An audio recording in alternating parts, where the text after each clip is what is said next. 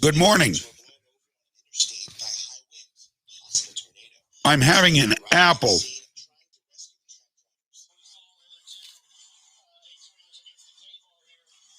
This is my breakfast.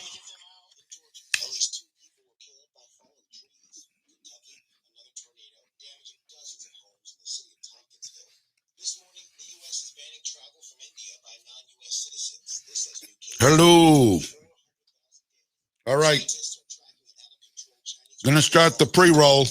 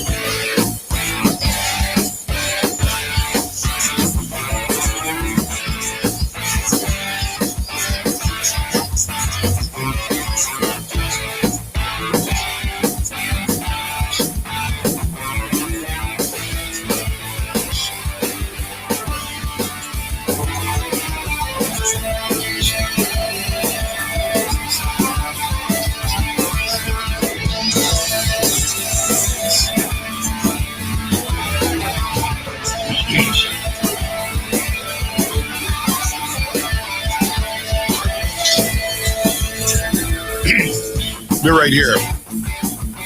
We're in the pre-roll now. Countdown has begun. Just having an apple.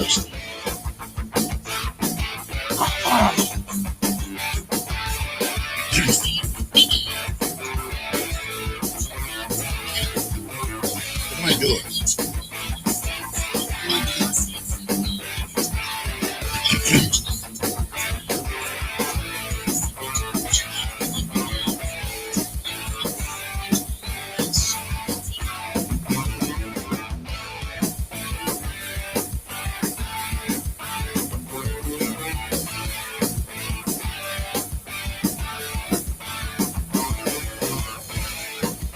Hello! Welcome to Freedom's Pep Rally. I am your host, Johnny James, and we're ready to roll. People watching on the video, kill that. People watching on the video got to watch me enjoying an apple. Hold on here. Hold on. I had to silence that thing. Okay, here we go. Tuesday, second day of the week, second big show, and a lot of stuff to get to this morning. But first, we'll start like we always do. Oh, look, I found a piece of apple fell on my keyboard here. Always good when you're wanting just a little bit more, and there it is. So good. I do have an apple a day, and so far the doctor has stayed away. I probably should go see my doctor. I need some blood tests, but I figure the apple is keeping me upright and breathing, taking in air, so maybe I can save my copay for a while. Have you ever noticed that even with insurance, my wife's got some great insurance, okay? So she needed a couple of crowns for her teeth. I told you this story before. She actually, her crown kept falling out during COVID, and you couldn't make an appointment at the dentist for a long time. And you know, you gotta have stuff done. So she used Gorilla Glue, and the Gorilla Glue actually held it in pretty good. But every so often it would fall out, and she'd have to Gorilla Glue it back in. Well, she finally went and got that one and another one replaced. And she got great insurance, like I said. And still, the crowns cost her about $600 each with the insurance. So I don't know. I'm just saying. I'm not making any complaints, lodging any complaints. I mean, we had it to. So we knew it was going to cost quite a bit, and so it did. But insurance, what they really don't like to pay, do they? I've got my truck in the garage right now, caught on fire, spontaneous combustion. So I'm in this rent-a-car, this Kia airbag, and my insurance is covering the cost of my truck. First of all, I've got a $250 deductible. Luckily, I had comprehensive on it because I'd been screwed without that. So I'm paying for the extra, the comprehensive, because it's all paid off. I don't need to have anything more than liability on it. So I had the comprehensive $250 deductible. And so I get a call from the garage and the insurance agent. And turns out they're going to pay the cost of just about everything except the thing that they found caused the fire and all of the related hardware that caused the fire. They will not cover, which is the alternator, wire harness, and some other accoutrements to the tune of $1,100 and something plus my $250 deductible. And it does cover, a bunch of other stuff that, went up in flames. But so I'm still left with a $1,400 bill about. And I have arguably really good insurance, $250 deductible. I mean, that's pretty good deductible. Usually people have $500 or $1,000 or more. So I got lucky with the deductible. But now, we won't cover this and this and this. You got to read the fine print, Johnny. Who reads the fine print? Who ever reads the fine print? When you sign up for a new service, or you get an email, or you get a snail mail from the credit card company, how often, honestly, I want the honest truth, maybe you do, how often do you actually sit there and read through page after page of terms of service and fine print? I'm betting you don't. Good morning, Tamara. How are you? Welcome to the show. It's great to have you here. We're getting things going. I will put the chat up. Thank you. I will put the chat up on the screen so people can see what others are saying across the platforms. Most of the platforms, not all of them apparently, but most of them. So they will appear on the screen now. We are Legacy 1160 WSKW, Maine's Heritage Station. My name is John James. I'm your host for Freedom's Pep Rally. It's great to have you here. And we are brought to you by the Gun Shop on Coney Circle in Augusta. Yes, they are open today through Saturday. They are open. They've got plenty of guns. They've got ammunition for everyone who purchases a gun. And they may have some stray ammunition kicking around that you can buy off the shelf. That happens occasionally too. But in this day and age of everybody and his brother stocking up, and why not? It's at a premium. Literally at a premium. Hard to find, number one. Very expensive, number two, across the board. I don't care whether you're getting it mail order, you're getting it from Cabela's, you're getting it from, Walmart or any place else. It's not cheap if you can find it. The Gun Shop has it. And they have it for every new gun buyer. And maybe, as I say, they had some stray rounds or stray boxes of rounds on the shelf. Last time I was in there, it's been a little while since I was in there, but go see Adam and Cody and Crystal and the gang, and they'll take great care of you. And make sure you have everything you need to know insofar as knowledge, guns, and ammunition is concerned when you walk out that door. On Coney Circle in Augusta, the audio stream here on Legacy 1160 is brought to you by the Harry J. Smith Company on Sanger Avenue in Waterville. And our video streams across all platforms, powered by Moody's Collision Center, former gubernatorial candidate and great Maine businessman who we've been a lot better off with than Janet T. Mills, I dare say. He runs Moody's Collision Center. It's a employee-owned outlet, and they do great work, and they're a great Maine company, and they have great Maine values.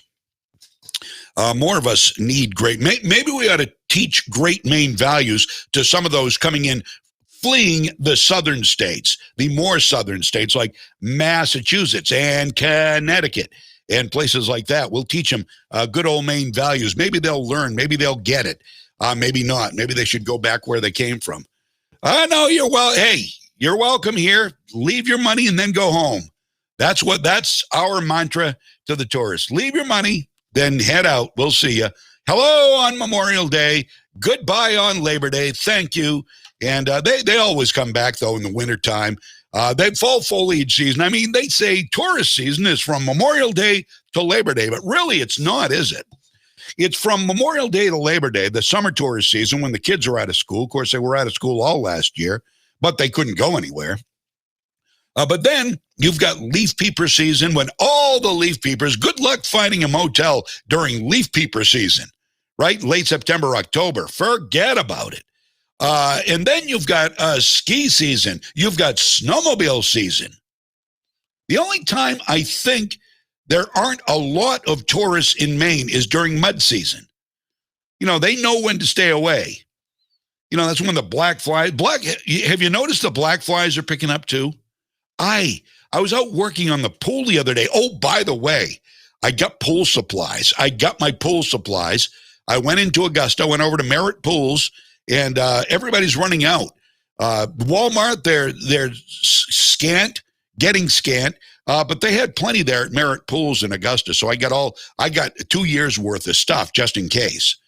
Because, if the kids can't swim, the kids and mama not happy. Mama's not happy. Daddy's not happy. Daddy's going to be spending some time touristing in Millinocket this summer if mama's not happy. I'll tell you. So I think we're all good now. Welcome to the show. Welcome to Freedom's Pep Rally. And let's get going here with a look at this day in history. May the 4th be with you is the thing. And I was never a Star Wars fan, but I do love that. May the 4th be with you. I don't know if they'll say that or not in this look at history, but here is the Associated Press on May the 4th. May 4th, 1970.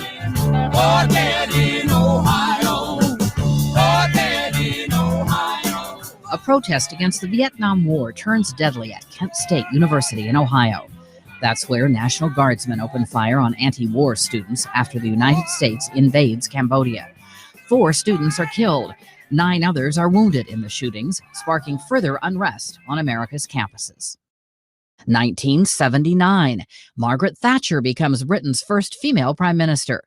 That happens when her Conservative Party ousts the Labour Party from power in parliamentary elections. I'll strive unceasingly to try to fulfill the trust and confidence that the British people have placed in me and the things in which I believe. 1886. In Chicago, a labor demonstration for an 8-hour workday turns into a riot when a bomb explodes at Haymarket Square. The violence kills 7 policemen and injures 60 others. 1961. During the Civil Rights Movement, a group of freedom riders leaves Washington, D.C. for New Orleans. They face violence in the South as they challenge racial segregation on interstate buses and at bus terminals. In 1927, the people who bring you the Oscars, the Academy of Motion Picture Arts and Sciences, is founded. Today in history, May 4th. Camille Bohannon, The Associated Press.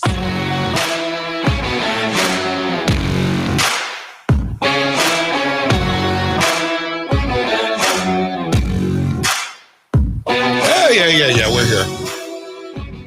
Just getting some last minute information. Keeping up on what is going on. This Anthony Blinken, what a piece of work this guy's going to be as Secretary of State, huh? That's what I'm working on right now. I want to make sure I've got his verbiage correct before I go trying to quote him. Okay. So, I'll get to this. Boy, we've got some dangerous people in there now, don't we? Don't rest on your laurels. I'm telling you. There's some hard times coming, I think. There's some really, really, really hard times coming. I haven't been driving that much. I've got this rent-a-car, this Kia airbag that I bought. No, I didn't buy. I rented it. The insurance company's actually paying for it, so I'm thankful for that. The insurance did cover that. I've got to have it back today, apparently. My truck is supposed to be ready today. So I can't wait to drive it home and see if it burns up again. I don't know where I was going with that. I got to take the car back, the Kia airbag. It's a gas powered car. We're getting rid of those, you know. Oh, by the way, I teased this on a few Facebook pages this morning. I want you to stick around to hear this. And I'm not making this up. It sounds like I'm making this up, but I'm not making it up. If you really care about the climate, if you really subscribe to Alexandria Ocasio-Cortez, I've still got these pieces of apple flying around here. Alexandria Ocasio-Cortez. Good morning, Derica. Welcome to the show. If you subscribe to her statements about the world ending, and I guess what, it's got to be like 9 years now, right? We're getting closer. I mean, she sounded the alarm 12 years, 3 years ago. However long she's been in office. It seems like she's been in office forever. Just get her out of there. So if you subscribe to what she says, like the schools do, like academia does, you know, Portland schools and Colby College, all these schools, do you know they took part in the climate strike last year with the students? So the students stopped learning. Why wouldn't they? I mean, they don't learn anyway, right? They're learning crap now. They're learning crap in a lot of these schools. Stuff that doesn't matter, like climate change is going to kill us, so we'll go on a climate strike. You know, the teachers be like, woohoo! Out of class early today, climate strike, kids. It's all bull, you know what. So, but if you subscribe to that, if you are a sheep and you subscribe to climate change, man-made climate change is going to kill us if we don't turn the tables right now. If you subscribe to that, I want you to prove it. I want you to put your money where your mouth is. How much are you, first of all, are you a vegan? Because you should be. You should not be eating meat. If you subscribe to climate change, stop it. I mean, let's stop pussyfooting around here. Be like, oh, I care about the climate. Stop eating meat. No red meat. None. Stop it. Become a vegan. Vegetarian or a vegan. I don't care. Stop eating meat. And here's the kicker. This is going to be a little tougher, but you've got to do it. If you are serious, if you want to prove that you're serious about climate, and you're not, you know you're not, you're just echoing. You're just echoing what Joe Biden and Kamala Harris are telling you to. And Bernie Sanders. What a joke of a man he is. What a communist he is. So, but, climate change and AOC. Get rid of your dog. Do you have a dog? Sorry. Time to put the dog down. Time to put down the cat. What? You hate animals, John James. I love animals. I love dogs and cats. Well, cats, I could. Okay, I could take or leave cats. I'm not going to lie to you. Dogs, I love dogs.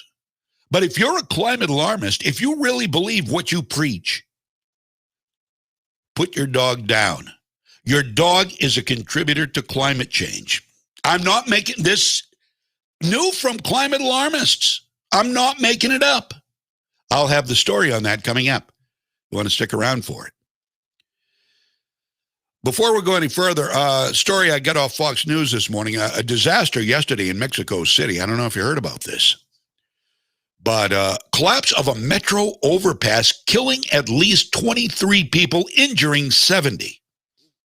This is the latest, according to authorities.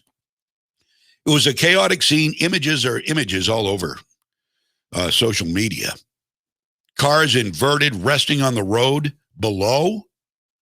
Authorities said some cars were trapped. Dozens of rescue workers at the scene. At least one orange and yellow subway car was pictured hanging from an overpass about 16 feet above the road. A TV host in Mexico City tweeted a video of rescue personnel using ladders to help passengers get down from a tilted subway car. So that's in Mexico City, a scene of horror. And certainly we wish the best for all of those poor folks. How horrible would that be? I mean, you think of things like that sometimes. If you're anything like me, maybe I'm just weird. But when I'm, on a really, really high bridge that I'm not on very often or never have been on, or I'm going in, or in a tunnel. I mean, you go through a tunnel in, Boston and places like that. And I think, wow, it goes under Boston Harbor, right? What if this tunnel collapsed? Well, I mean, it's possible, right? Anything's possible. Not likely, but possible. You think of these things. Well, this obviously not a tunnel collapse, but this is one of those horrors you sometimes imagine when you're driving under these huge structures.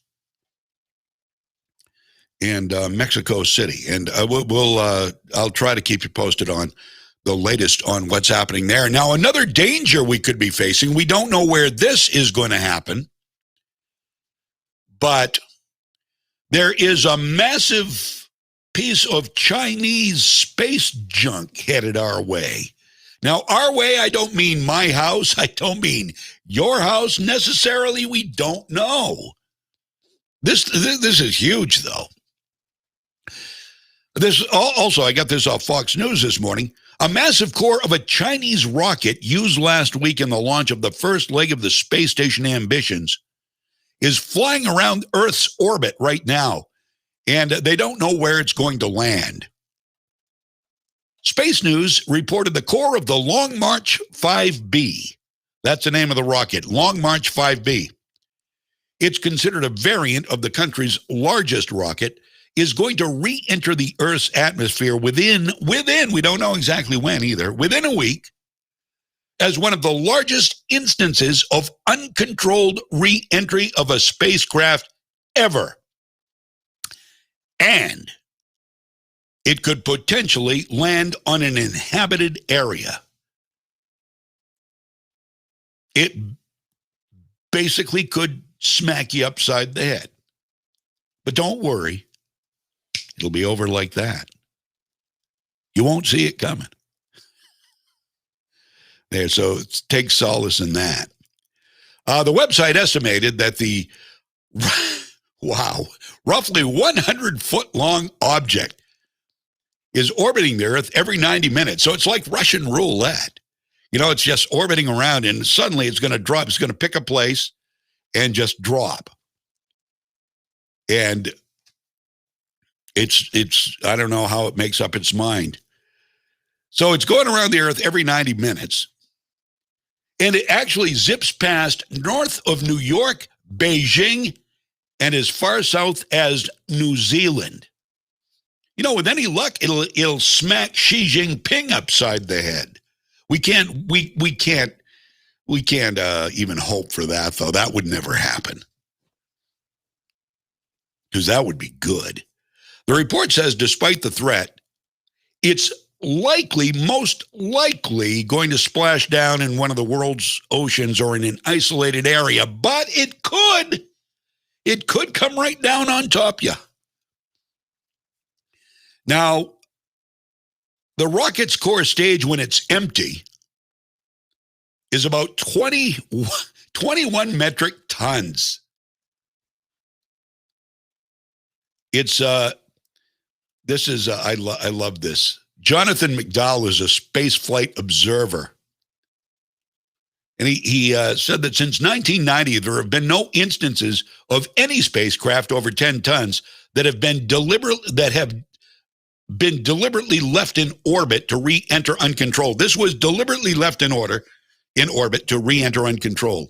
I love McDowell's quote. Here is what Jonathan McDowell, spaceflight observer, said. Quote, it's potentially not good. Really? Really? What gives you that idea? Jonathan? Good name, by the way. Last time they launched a Long March 5B rocket, according to McDowell, the rocket ended up with big long rods of metal flying through the sky and damaging several buildings in the Ivory Coast. I'd never heard about that. So this Chinese, well, Xi Jinping deserves it. They're going to leave unattended space junk flying around. It's like you litter bug. Give a hoot, right? You don't want to pollute the space, for crying out loud. Good grief. That's scary stuff. And Liz Cheney. Oh, everybody loves Liz Cheney, don't they? From Wyoming. One of the Republicans who voted to impeach Donald Trump. One of the ones who says she will keep fighting Donald Trump with every breath she's got. I don't know if those are her words exactly, but that's basically what she said. Well, she is challenged to a debate now. She is challenged to the debate for the election fraud of 2020, according to an article at WND.com. Who does it come from? Well, it comes from an attorney for Donald Trump, Jenna Ellis. She's one of the lawyers who had worked with Trump on some of the challenges in state election results, raised enough suspicions that multiple lawmakers in multiple states brought legal challenges, but not enough for any court to hear it. Oh, there's no evidence of any wrongdoing in the election. No court heard it. Sorry, shut up. You can shut up now. There is no proof that there was no fraud. No court would hear it. Why? Well, I don't know, probably scared they were going to get riots going. That's what the Supreme Court was allegedly. Word on the street is the Supreme Court didn't hear the Texas case because they were afraid riots would begin. So we'll just let Donald Trump lose and America go to hell under Joe Biden and cackling Cammie, and we won't do anything. And that way we'll at least avoid riots. Well, that remains to be seen yet. I mean, we still have rioting going on in places like Portland, Oregon, where Antifa is just unhinged. They are unhinged, calling for the dismantling of the police department and the execution of Mayor Ted Wheeler. So anyway, Jenna Ellis has challenged, she's put down the gauntlet, Representative Liz Cheney of Wyoming. I doubt she'll accept. I think she'd be afraid to debate Jenna Ellis. She's not going to win re-election anyway. Liz Cheney has cooked her chances, I believe, in Wyoming, unless she maybe switches to the Democratic Party and primaries whoever the challenger will be. So the actual evidence in those cases, all of them, all the cases, was not reviewed by any court. Judges mostly dismissed the cases on technical grounds, and that includes the Supreme Court. Didn't want to hear it. Didn't want to hear anything about the election. Best election ever. Not a problem with it. It was the most secure election in history. Boy, they really think they're fooling. They really think we're stupid. They really think we're dumb out here, don't they? They really see themselves as better than us. They don't owe us answers. They don't owe us anything. They know, they said it, they speak, you listen, shut up. Let's move on. We know different. We aren't as stupid as they think. They're going to find out. So Jenna Ellis and Liz Cheney, is it going to happen? The challenge erupted when Cheney claimed on social media the 2020 presidential election was not stolen. Anyone who claims it was is spreading the big lie. Boy, doesn't that sound like a Democrat. She's a Republican. She's a rhino. She says, we're spreading the big lie, turning their backs on the rule of law and poisoning our democratic system. Liz Cheney. That statement followed one from President Trump in which he assigned the moniker, the big lie, to the 2020 election. But it wasn't in the way Liz Cheney meant it. Liz Cheney meant the big lie favoring the Democrats. You know how Donald Trump meant the big lie. And they are still lying. They are still lying about the election. We'll see how this recount in Arizona goes. Here's an update on it. It was supposed to end as soon as they needed the arena.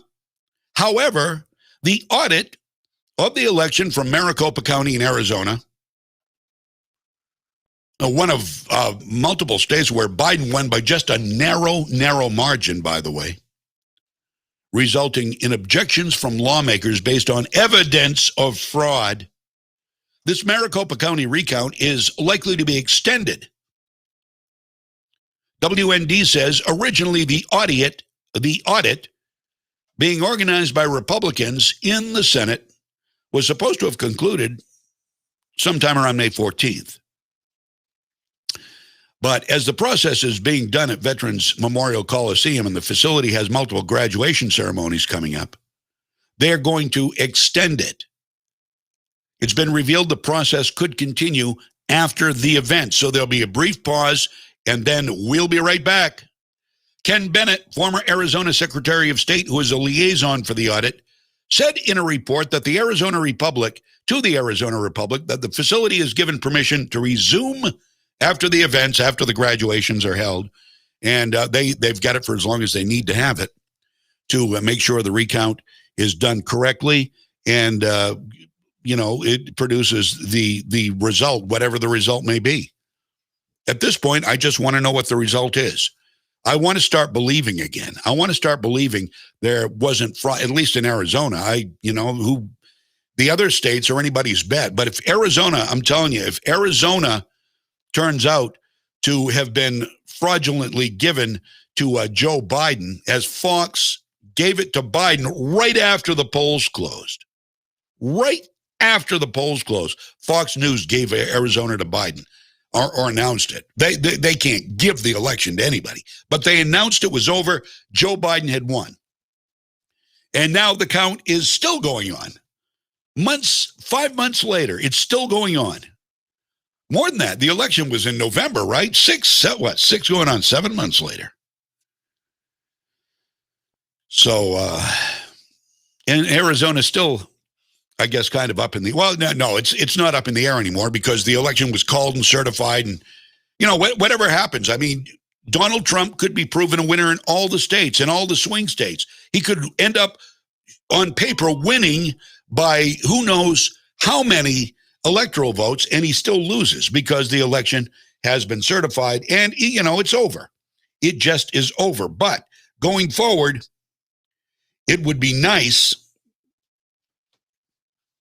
to know that we've got to watch it more closely. And I think we do. As we've been talking for a year about this election in 2020 being fraudulent, over a year, we pointed out that Donald Trump is so hated, despised by the left. I mean, their hate was palpable. You could feel it. And you could see it in their eyes. And I said that you watch, this election is going to be rigged. And this is before COVID-19 ever was thought of. I mean, this goes back to, August, September, October of 2019, when we first started this show. Could tell by the hatred that whatever it takes, if they can't get him on impeachment, they can't get him booted out of office legally, they're going to commit fraud during the election. And by gosh, they did. I believe they did. Anyway, so we'll see what happens when this audit is over. The thing, we're all chomping at the bit. We want to hear updates. We want to hear updates as we go in real time, but we're not getting them. And of course, we assume the worst. Well, they're not finding anything. So, and I want them to find something. I want them to find something to shut up the people on the left. Well, there's no sign of fraud. it was never heard by a court. But you can't tell them that. So I want this to be lopsided for Trump. And we're not getting any updates as to what the numbers are. And I just can't wait to find out. If you've heard anything, let me know. Let me know. All right, let me see here. We've got Manny's in the house. Hey, Manny. Oh, goodness. I've got to clean my glasses. I've got another pair of reading glasses. Watch this. I can actually see. I keep them down here on the floor.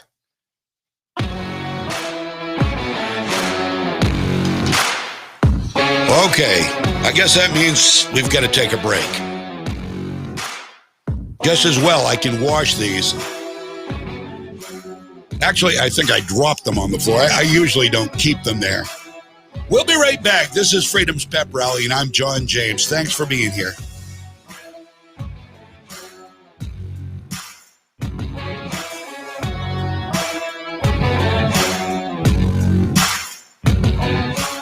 WSKW, Legacy 1160. Have you been looking at those undone projects around the house this summer? Hi, this is Ken from Mackenzie Landscaping, your landscape supply center. Stop by Mackenzie Landscaping and let one of our experienced staff guide you through your next outdoor project. Whether you're thinking about a walkway, patio, or retaining wall, we have a great selection of products to choose from.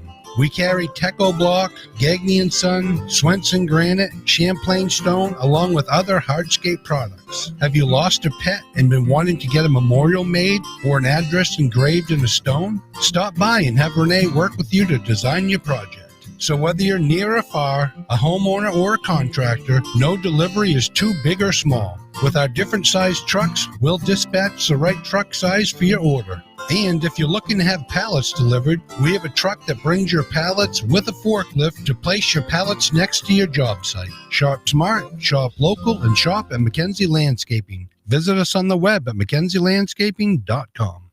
Have adventurous plans this spring? You're going to need a Jeep. So head to Height Chrysler Dodge Jeep to save on new Jeep vehicles during their Jeep Celebration event, now through the end of April. Shop online at HeightChryslerDodgeJeep.com or stop by 507 Lakewood Road, Clowes Corner, Madison.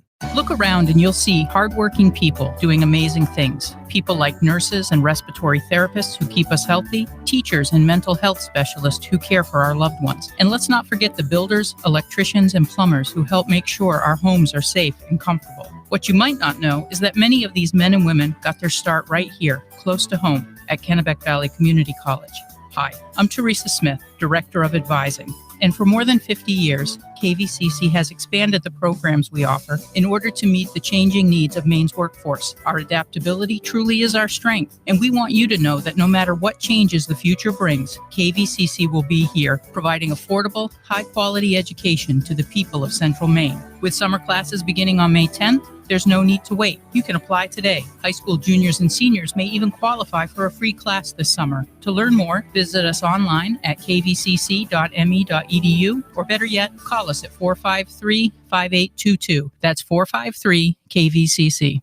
I'm CBS 13 meteorologist Lexi O'Connor. Mainly cloudy this morning with the chance for showers in southern Maine and New Hampshire. Mostly cloudy today with highs in the 50s. Brighter and warmer through central Maine, where highs will climb into the low 60s. Rain tomorrow, slight chance for an afternoon and evening thunderstorm. Cool with highs in the upper 40s. Sunshine returns Thursday with highs around 60. Welcome back. John James, Freedom's Pep Rally. All right, I see we've got some kind of looks like we've got a little tiff going on here on the feed. Oh, look, I'm not getting involved, okay? I've got enough to worry about here, keeping us on the air. So you go ahead and tiff it up. It's all right. You'll come to some kind of a conclusion. Hi there. All right. Okay. Let's easy now. We're all friends here. We're all friends. We're all friends. Let's keep it real. Maybe I shouldn't look at the feed. But everybody here is welcome. Everybody here is welcome. Let's not fight. Let's be, what did our parents used to say? Be respectable. That's what Dr. Garofalo says. You know, Dr. Garofalo and I disagree a lot on things. You know, but when it comes to COVID-19, he looks at things as he should, completely from a medical perspective, and I look at things completely from a freedom perspective. And I know, you know, probably the best compromise, see, I don't want to compromise, is somewhere in the middle. So leave it at that. Okay, I'm going to stop looking at what's going on there, and we'll just keep going here, and maybe you'll find a different subject to move on. It bothers me when people get upset. I like serenity. Why can't we all just get along? Where have I heard that? Oh, geez, Bill Gates. Have you heard what's happening with Bill Gates? I about fell off my seat yesterday. I about rebooted my Windows. Bill Gates is getting a divorce. All is not happy in Windows paradise. I guess he must have gotten the blue screen of death in Melinda's eyes. 27 years of marriage. Billions of dollars in gifts for Valentine's Day, Christmas and birthdays and the anniversary. And now, fatal error. 404. Your marriage will be restarted. Sit back, relax, and wait. Actually, it will not be restarted. It is a disk failure, and it will not reboot. Please insert a bootable disk now. How do you like this? How do you like all this computer talk? Was there no prenup, Shannon? Are you kidding me? Really? I didn't read that part. You're ahead of me on this if that's the case. Oops. Here's a statement the couple posted on social media. The statement posted by Bill and Melinda Gates on social media reads as follows. After a great deal of thought and a lot of work on our relationship, we have made a decision to end our marriage. Or I wish we had some music for this. Yeah, it is sad, but we need music. Hang on. Hang on. Wait just a minute. I'm going to get some music for this because we need it. Don't worry. I'm going to read you the whole thing. It's important that you hear it. But you need the right setting. Now, this is serious stuff. It's like a celebrity divorce. Yeah, I'm working on it. Just give me 2 seconds here. It's asking me if I'm a robot to sign into my own stupid account. Okay, it believes me. Oh, that's awesome. Great. Okay. So we'll get what kind of music should we use? Violin? All right. Let's try violin. Get some violin music going here, and this is going to be beautiful. Classical. The Girl with Beautiful Eyes. Let's try that one. This is the girl.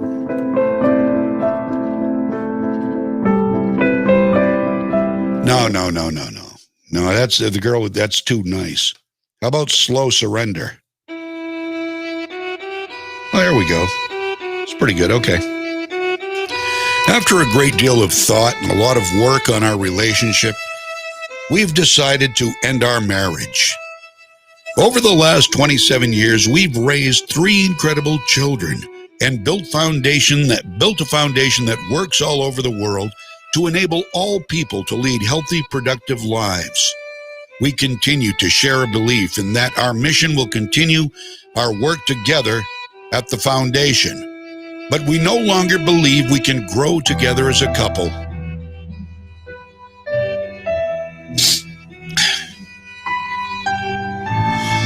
We no longer believe we can grow together as a couple in this next phase of our lives. We ask for space and privacy for our family as we begin to navigate this new life, destroying the earth and America one bit at a time. You know, rumor has it Melinda will release a memoir about the couple's deteriorating love life, which will be titled Bill Gates, From Hard Drive to Floppy Disk. What, no rim? I got no rim shot for that. All right. It's a sad story, so we don't want to use rim shots. We don't want to make sport of a serious situation.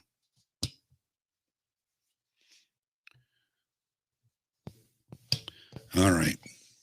Let's move on. So Bill and Melinda Gates are getting it's Splitsville for them. And that's pretty big news, right? Bill and Melinda Gates. I mean, nobody cares if you get divorced or I get divorced. Nobody cares.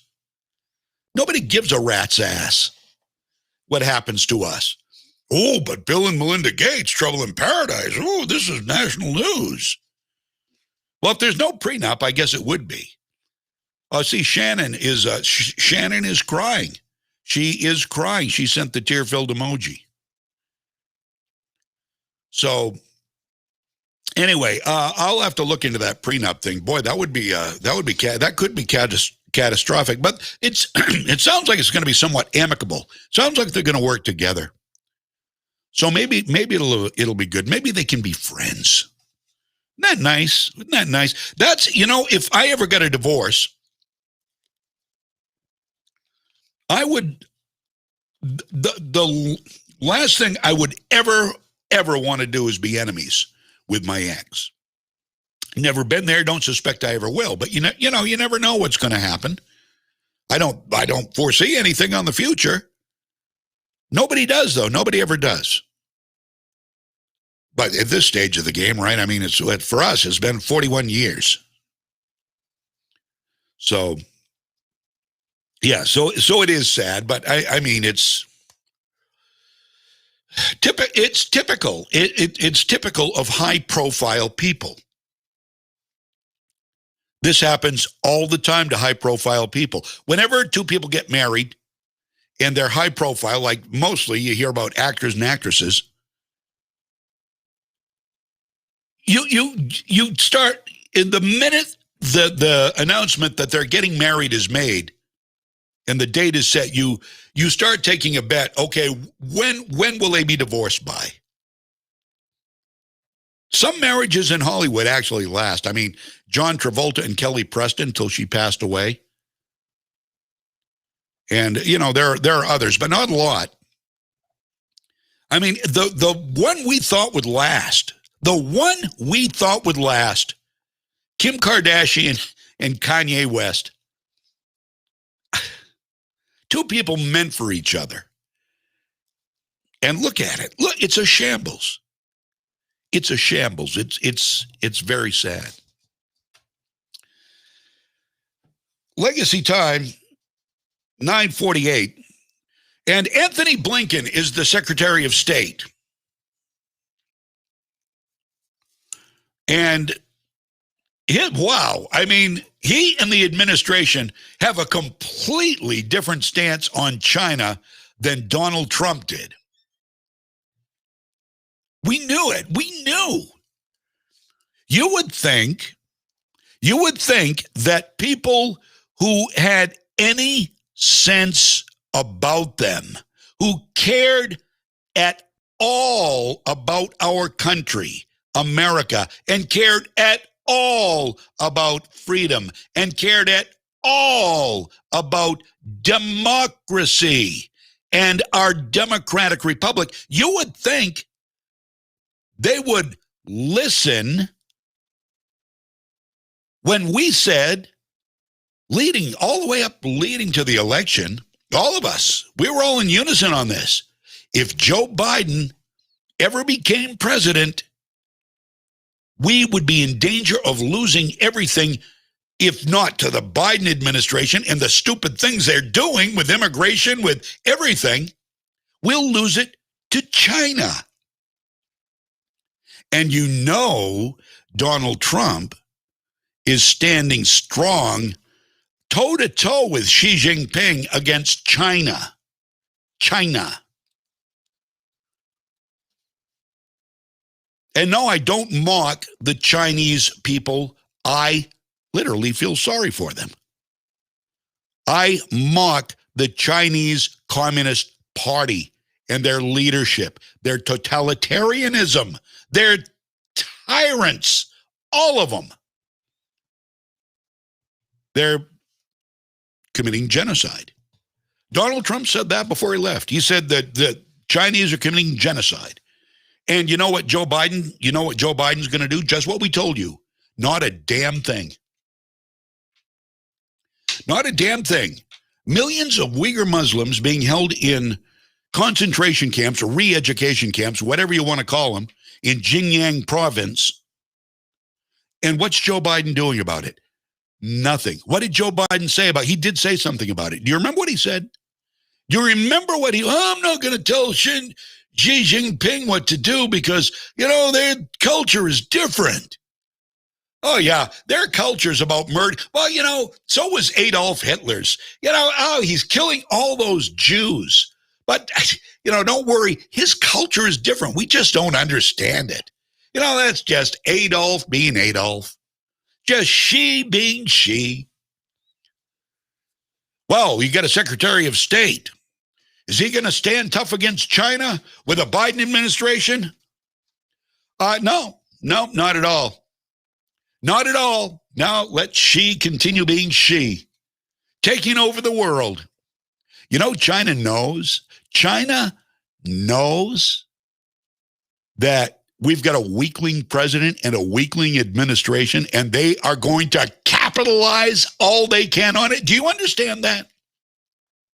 I mean, if unchecked immigration, illegal immigration, isn't enough, if coronavirus and continued limits aren't enough, if the trillions of dollars we're throwing away on climate change hoax and cutting our fossil fuel production isn't enough, we've got China, who knows they are going to take the bull by the horns and they're going to capitalize. They are going to win. They are going to overtake America with both financial might and military might. We're watching it happen right now. And they are going to do nothing. Anthony Blinken, the Secretary of State, stood strong and he said, we're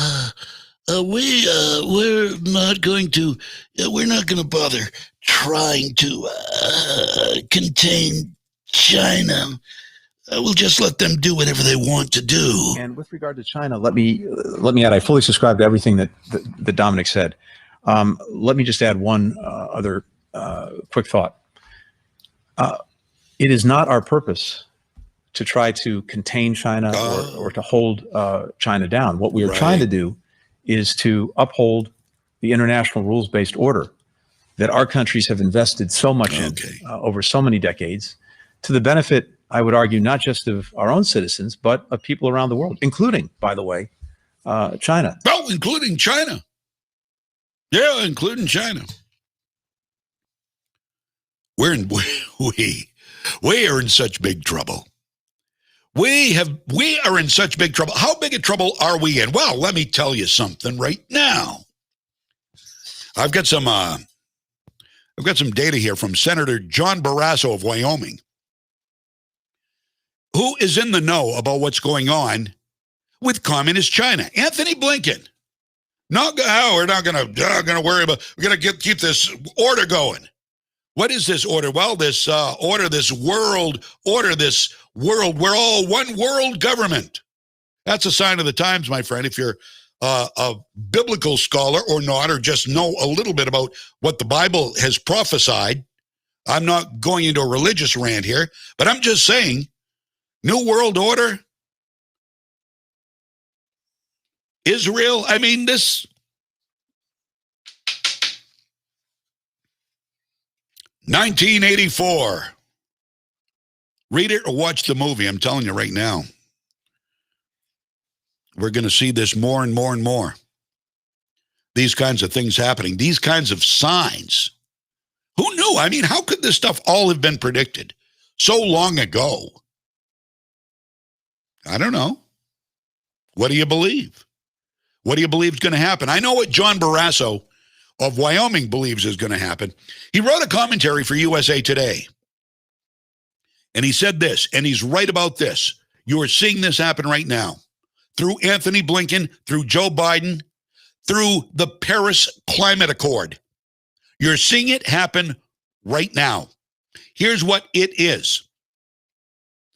China, according to John Barrasso, China is walking all over Joe Biden and climate envoy. I'm sorry. I have to laugh every time I say that. That is the most useless position and a stupid title ever in the history of the world.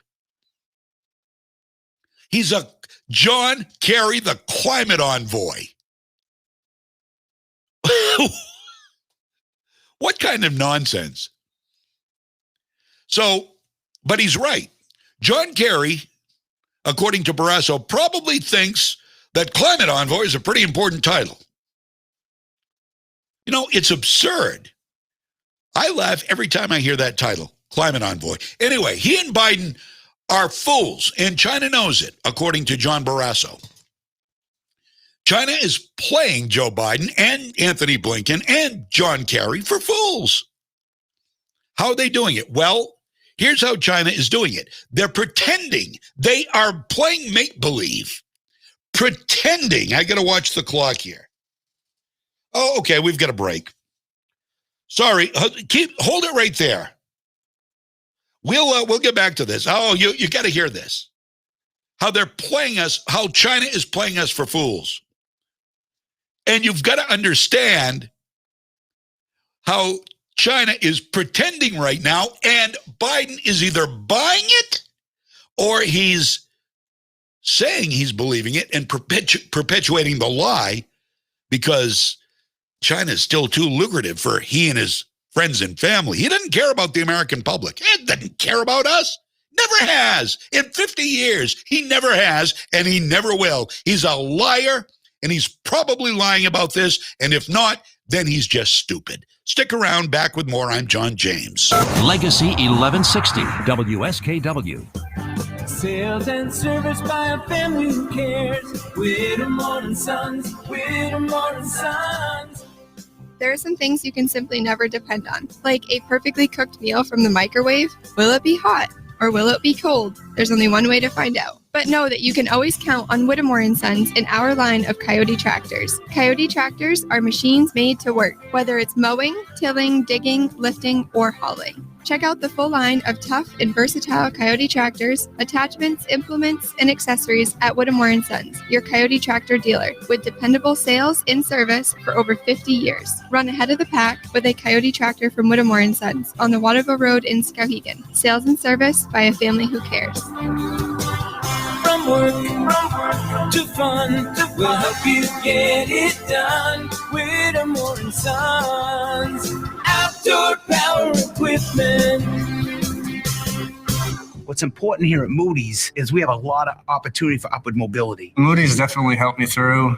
They sent me to school. I got my degree in business. I had the demeanor and I had the willpower and the want. Our trade is constantly changing and there's always new challenges that arise. I definitely feel like an owner. It's very exciting. When you like what you do, you like your job, you like the people you work with, what else could you ask for? Bring your skills to Moody's and build a long-term future with us. Electrical repair should never be done without the knowledge of how to do it safely. Better yet, skip that stress and let Kennebec Electric and Lighting take care of it for you. Kennebec Electric has offered professional electric and lighting service and expert installation in homes and businesses for over 37 years, and they stand behind that experience with a guarantee on all their work. Kennebec Electric and Lighting. Contact them for all your electric and lighting servicing, including installations and repairs at 861-7028 or online at KennebecElectric.com. I'm CBS 13 meteorologist Lexi O'Connor. Mainly cloudy this morning with the chance for showers in southern Maine and New Hampshire. Mostly cloudy today with highs in the 50s. Brighter and warmer through central Maine where highs will climb into the low 60s. Rain tomorrow, slight chance for an afternoon and evening thunderstorm. Cool with highs in the upper 40s. Sunshine returns Thursday with highs around 60. From the Home Auto Group Studios, Farmington Ford and Franklin Chrysler in Farmington. This is WSKW, Skowhegan, Augusta, Waterville, Legacy 1160. ABC News, I'm Ika Giacchi. 23 people are dead, dozens more injured after an elevated section of the Mexico City Metro rail collapsed last night. Mexico City's mayor says that a support beam gave way underneath that overpass, but they say the official cause of the collapse is still under investigation. Today, inspectors will be checking out the rest of that line. That's ABC's Kaylee Hartung. In Florida, Governor Ron DeSantis suspending all remaining COVID-19 restrictions across the state. But some local mayors, like St. Petersburg's Rick Kreisman, says it's too soon for that in their communities. The governor doesn't always know what each individual community needs because they're not here. They don't live here 24 hours a day, 7 days a week. Connecticut becomes the first state to have 50% of its adults fully vaccinated. India seeing an explosion of coronavirus cases fueled by a new variant, 400,000 new cases a day. Official COVID deaths surpassing 220,000. This is ABC News. The trial of a key associate of sex offender Jeffrey Epstein has been delayed for months. ABC's Aaron Katersky has the latest. Ghislaine Maxwell was supposed to stand trial in July, but the judge put it off a few months to allow the defense to prepare for the additional charges brought in a superseding indictment. Maxwell recently pleaded not guilty to those additional charges that expand the timeline of her allegedly criminal conduct and add an alleged sex trafficking victim. The judge also said the pandemic was complicating Maxwell's preparation for trial. Federal prosecutors had opposed this delay, but they were ordered to work with the defense to come up with a new trial date for the fall. Aaron Katersky, ABC News, New York. And a farmer in Belgium claiming part of France for his country, sort of. The history enthusiast was hiking along the border when he noticed that a stone marking the boundary between France and Belgium had been moved about 7.5 feet into France. It turns out a Belgian farmer didn't like the fact that the stone was in the way of his tractor, so he shoved it over. Ika Giacchi, ABC News. Mother's Day is this weekend. My mom loves a great filet mignon and scalloped potatoes, and I think I'll make her something special this weekend. Send your mom exactly what she craves this year. The mouth-watering Let's Go Grill package from Omaha Steaks. Visit omahasteaks.com and enter keyword RARE in the search bar to order today. This package includes our signature butcher-cut filet mignons, apple tartlets, and so much more. Plus, she'll get the tasty bonus of 12 ultra-juicy Omaha Steaks burgers free. That's almost 4 pounds of free burgers. To top it off, you'll also get $20 off on your first order. Treat mom to the best steak of her life, guaranteed. Visit omahasteaks.com, use the code RARE in the search bar, and give your mom something she'll love. Plus, get 12 free Omaha Steaks burgers and $20 off at checkout on your first order. The Let's Go Grill package is selling out fast, so don't wait and miss out. That's omahasteaks.com, keyword RARE.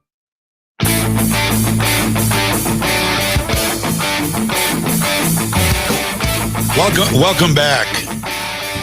Legacy 1160 WSKW. Hi, I'm John James, your friendly host. I'm your buddy. Your buddy. You know, it's funny. I just looking at the comments here. And I remember yesterday, if you weren't listening yesterday, I remember yesterday I was reflecting on phone calls. Somebody was started saying, "Why can't he take phone calls? I've been calling. And I said, I'll just leave your number and I'll call you. So the person left their number. And I called, it was a guy named Chris. I think his name was Chris, right? And so I called the number he left me. And it was the Butch guy, the same guy that burned me on the radio the last time he was on the air with me. Twice he did it. He did it 2 times. I forgave him and I let him on a second time. Or maybe it was a third time. I don't know. And he did it again. He burned me again. So yesterday I called the number. I immediately recognized his voice. And I said, "Who's this?" He says, "Butch." I said, "Butch," I said, you're not getting on the air." What? Click. And then I went over to Freedom's Pep Rally, the page, we're streaming there, Freedom's Pep Rally with John James Facebook page, and he left all kinds of nasty grams. He don't even know how to block anybody. Well, I tried to block him from a different platform. I don't even think I ended up blocking him last night on that platform. I should have, but he'll just come back under another name. He was also Roy. You remember, I don't know if anybody has been here long enough to remember Roy. Same voice. I know voices. I've been doing this for many, many years. I don't recognize faces all the time. They look familiar. I don't know who they are, but I recognize a voice. Just something about a voice brings back memories. It's almost like the sense of smell, not quite as acute, but almost if you're attuned to voices your whole life, which I have been. All right, so let's get back to China. What's going on with China? This is very dangerous. 10:07 right now. I want to replay for you what Anthony Blinken, the Secretary of State, said. And I want you to hear this because Joe Biden said earlier in the administration, talking about Xi Jinping and China and the Uyghur Muslims, he was asked specifically about the atrocities going on with Uyghur Muslims. At the very least, they are being held captive against their will and being raped and beaten. Stories have come out of their re-education camp saying that. At worst, they are being killed. They're being slaughtered. Joe Biden said, well, it's a different culture. Okay, Joe. I wish I had that audio. I always wish after the fact that I'd gotten the audio. I spend so much of my time pulling together audio. One thing will make me think of something else and something else. And I'm only one guy. I do the best I can. I would love to have had that this morning, but he did. He said it's a different culture. And now Anthony Blinken is also talking about China. Now, you remember President Trump, he put tariffs on him. He was all ready. If, China pulled anything with Taiwan, he was ready. Donald Trump was ready to jump into action. Joe Biden and Anthony Blinken, not so much. Here is our Secretary of State. And with regard to China, let me add, I fully subscribe to everything that Dominic said. Let me just add one other quick thought. It is not our purpose to try to contain China or to hold China down. What we are trying to do is to uphold the international rules-based order that our countries have invested so much in over so many decades, to the benefit, I would argue, not just of our own citizens, but of people around the world, including, by the way, China. Including China.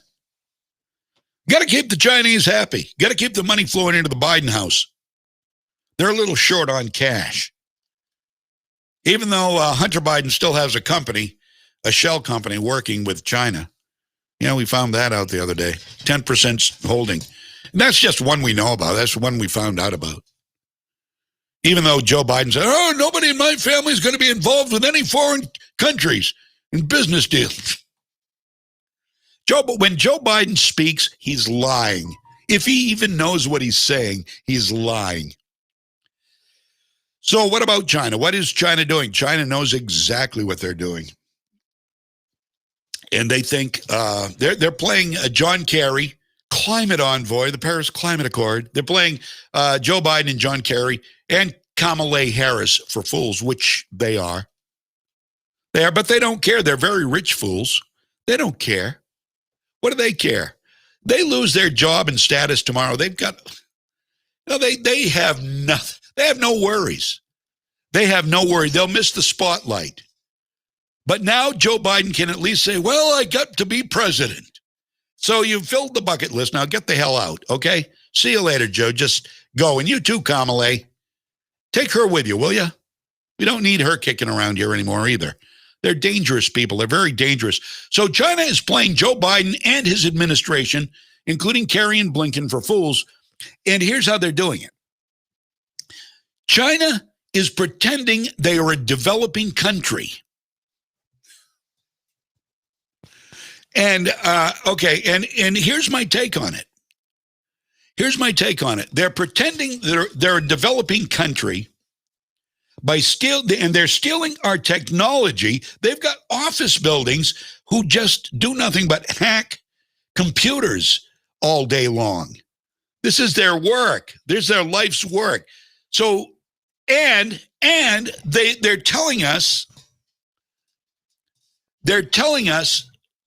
that they need more time before they end fossil fuels. They are building amazing military infrastructure while Joe Biden looks to weed out racism and get more transgenders in the military because it feels so good.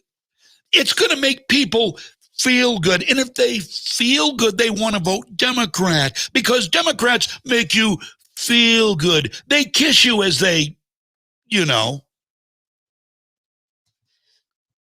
you a little neck massage. Here, it's going to be all right. Here, take our secrets. Keep burning fossil fuels. It's okay. It's only China. And of course, China still has forced labor. They still have child labor. They're still murdering Uyghur Muslims. But you can't say anything bad about China. The NBA will jump on you. People like Colin Kaepernick will jump right on you. They'll kneel for the American flag, but they'll stand for that red flag with a star all day long because it means money. Yeah, where do you think Nikes are made? Where do you think Colin Kaepernick's making his bank? So John Barrasso is the senator from Wyoming who wrote this commentary for USA Today, saying that China's walking all over Biden and Kerry in the administration. Barrasso says U.S. officials like Kerry act as if the communist regime is willing to cooperate. And he said, what is China's ultimate goal? You know it. I know it. I think Kerry knows it. I think Biden knows it. Because I don't believe they're stupid. I believe this is a game. I believe this is a charade. Now, the leftist sheep will buy it and follow it because their mouthpieces, CNN, MSNBC, Chuck Todd, Jake Tapper, and all those folks will tell them, believe this and echo it, and they will. But we know what the true goal of China is. It is domination, plain and simple. It's not cooperation as John Forbes Kerry, and Joe Biden think. They don't want to cooperate. They want to dominate. And, John Barrasso of Wyoming is just saying what we already know, but he's sort of confirming what we have already said. Is he not? How many times have we said exactly this? China only cares about domination, not just of America. America is that's like the gold star, right? America is like the gold star, but they want to dominate the world. And they're building the military to do it. They have all of their lemmings, their entire population is tantamount to our leftist Democrats. They are sheep being led to the slaughter. Barrasso is the ranking member of the Senate Energy and Natural Resources Committee. He's also a member of the Senate Foreign Relations Committee. And he confirms something else we've been saying all along. Listen to this. This is coming from John Barrasso, senator from Wyoming. He said, China is masquerading as a developing country. It's a ruse. They're playing. They're pretending they are a developing country. And they have convinced the left, the sheep. I doubt they've really convinced Kerry and Biden, but it doesn't matter. As long as Kerry and Biden are convincing the followers, the useful idiots, then all is not lost for them. But China is masquerading as a developing country, affording it advantages and agreements such as the Paris Climate Accord. As a developing country, China can't afford to stop running their coal, their coal gas belching and their fossil fuel energy plants. They need to stay part of the economic powerhouse that they are. They need to keep that.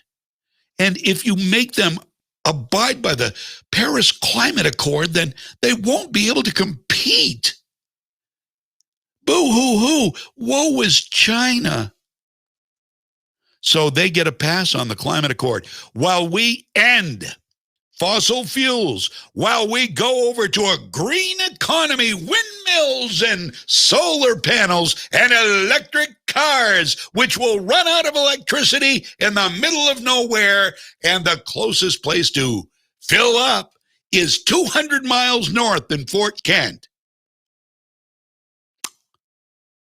But that's okay because we're making the planet a better place to live.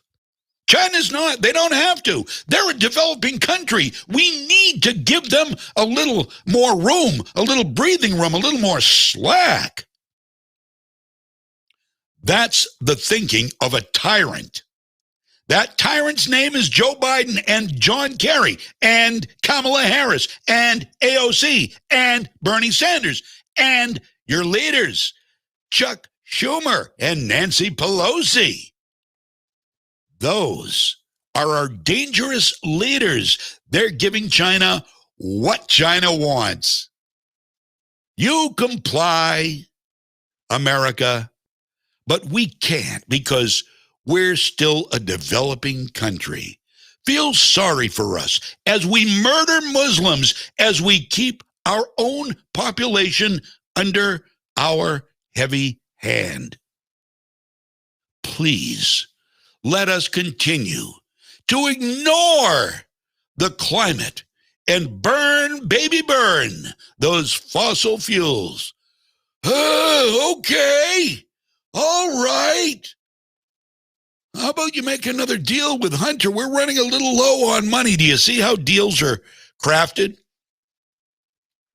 Do you think there's anything less than a corrupt organization ruling us right now? If you do, then I'm sorry. I think you are a danger to all of us. I think you are a danger to all of us. You should be out there like us, sounding the alarms, saying something has got to be done. We've got to stop the tyrants. We've got to hold on to our freedom. We've got to stop the grab, the power grab, the gun grab, the fossil fuel grab, the immigration grab. We've got to stop all of it. But the left doesn't want to. The far left doesn't want any of it to stop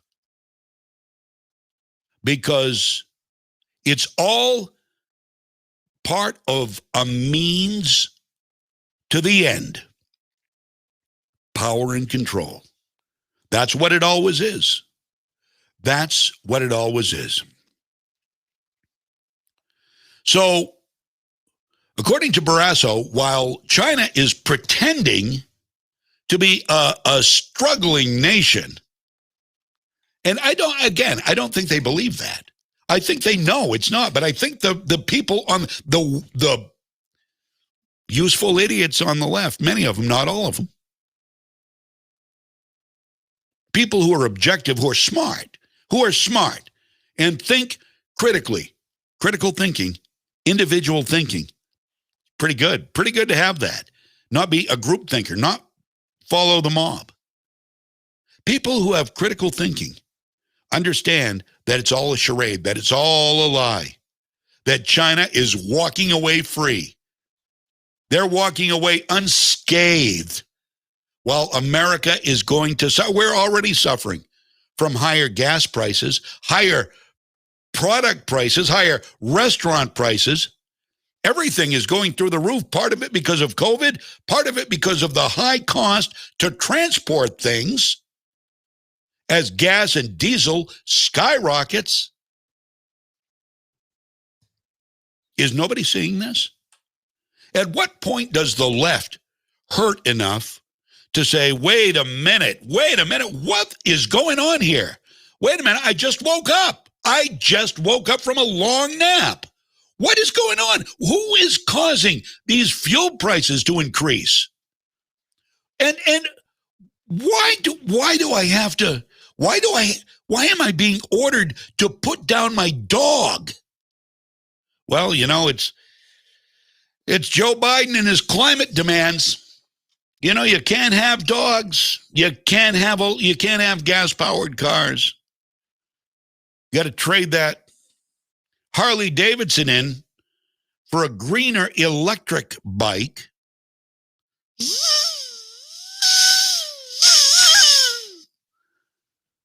Whew, that'll be impressive. Maybe once you have to ride an electric Harley Davidson, believe me, this is all part of it.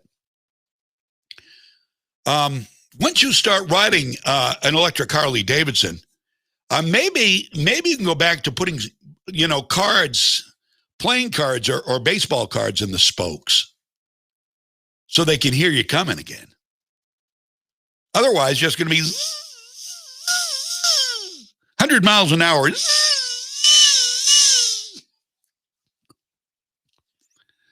least when you mow your lawn with an electric lawnmower, I've got one, I know, you don't need to wear hearing protection. Okay, Manny, send me your number, if you would. Manny's trying to call in, and I'm not at the studio. So send me your number, private message me your number, and I will, I'll give you a buzz. We'll get you on the radio. Don't have any guests today. Tomorrow we have, I don't know if we have Dr. G or not. He's got an appointment tomorrow. We may or may not have him, or we may have him at a different time, or maybe on a different day.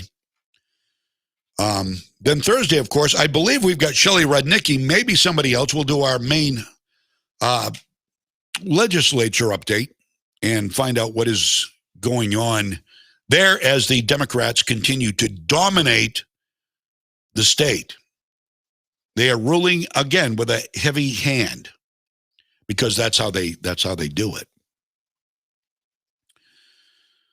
So yeah, Manny, if you could go ahead and do that, that would be great. And we'll talk. You said he had a quick question. All right. I'll get you during the break, Manny. Thank you. Manny's out there in California, by the way. And he's not too happy with Gavin Newsom. At least he wasn't the last time we talked. Probably pretty happy about the fact there's going to be a recall election. But still, it's weird. I don't get Californians. As the majority, I don't get, because the majority still support Gavin Newsom after he has all but destroyed the state. But we'll ask Manny what he thinks when we get him on the phone here. We got a 1024 right now on Legacy 1160 WSKW. So there's where we are with China. John Barrasso says that the Chinese economy, despite the fact that they say they're a developing country and they need more time on this Paris Climate Accord thing, America is stepping down. We're stepping down from the climate destruction. We're doing away with nasty fossil fuels. We're putting up beautiful windmills and lovely glaring solar panels across what used to be ugly farmland with cows and crops. Ew. Thank goodness we have those glass and metal solar panels. Oh, what a beautiful, and trees. Who needs trees when we have these ginormous structures dotting the mountainsides and the mountaintops? And soon we'll be we'll be able to look out across the ocean through the whirring fans that are spinning mindlessly out there, scaring the fish and the lobsters away and making power for a few people. And how many times have I been going down a country road looking out at windmills on a sunny day or a cloudy day, sitting idle? Now, that's the last thing you want, is windmills sitting idle on a cloudy day, because then you've got neither wind nor sun producing any power. I've got an idea. Now, this is new. I don't think anybody's tried nuclear power. How about that? So anyway, in finishing up this China piece here.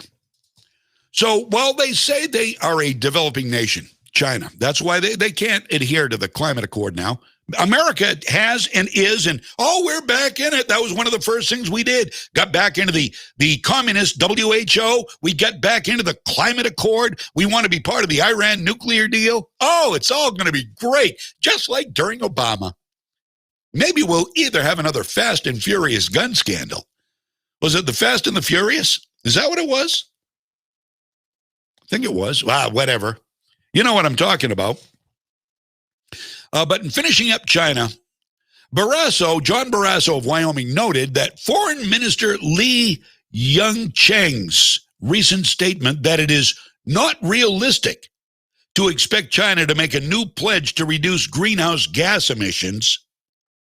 Barrasso's reply is, there is every reason to believe the Biden administration is ignoring reality.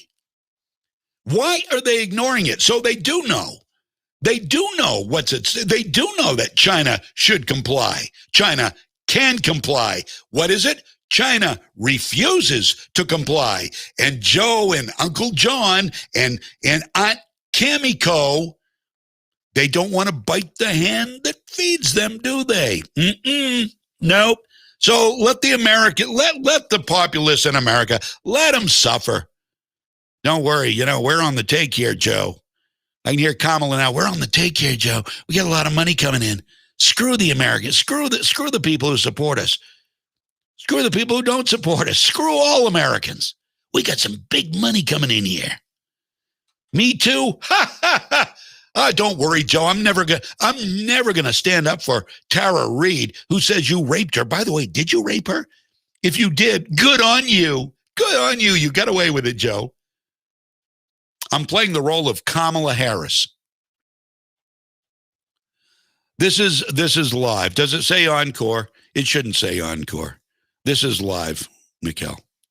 Yeah, I ran an encore. If there are any encores, they'll be running later in the day, which is what I did. I do a shortened version later in the day to pick up some other viewers on social media in the evening. And I may do that every day.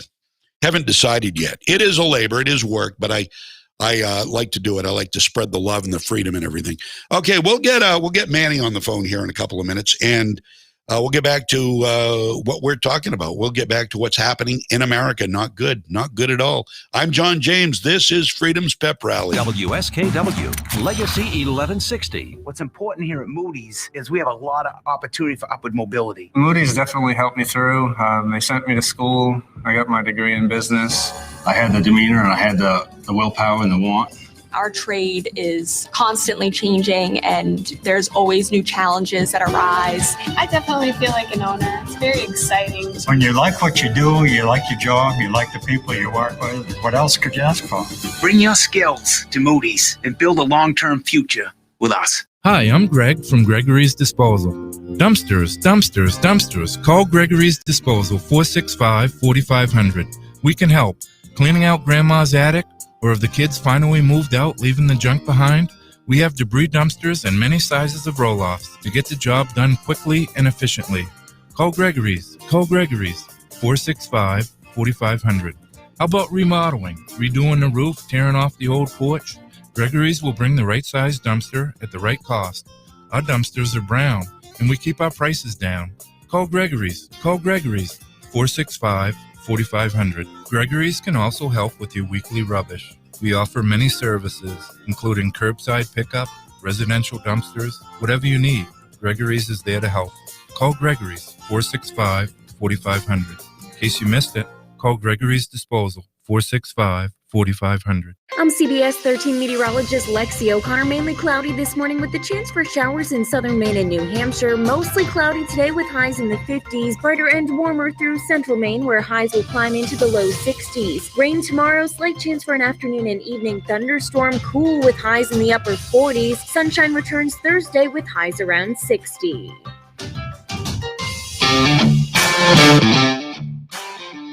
Wow, sorry, didn't mean to blow your ears out there. It's blew my ears out too. I hear what you hear. We all hear together. We all hear together.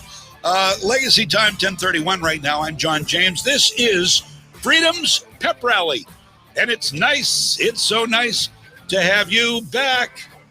And please share the love, share the freedom. Voter ID, watermarks on all mail-in ballots. Amen. I you know what? I agree with you on that, Casey. I think that's a great idea. Okay, and we've got Manny. I believe we've got Manny on the phone. I've got to make sure we're all set here. Manny, good morning. Welcome to the show. How are you, buddy? Good morning, John. How are you this morning? I'm doing well, thank you. How are things there? Is it sunny in California? It is. It just actually peaked out this morning, and it's pretty cool, you know. Me and all the other comrades need this weather for our commune meetings over here. You and the other comrades. So, hey, what do you think about Gavin Newsom and the recall? What do you think that's good? You know, I have mixed feelings about it, John. I will tell you, I did not vote for Newsom. I am very, very much behind the recall of Newsom for lots of different reasons. One of the main reasons is because, you know, we had a beautiful example of a preview of what he could do to this state when he was in charge in San Francisco. Right. And it's horrible over there. And my main beef with the guy is twofold. One is he's just, you know, people want to blame Trump for all this stuff on the coronavirus. Guys, come over here to California if you want to see what coronavirus mismanagement looks like. Oh, okay? My word.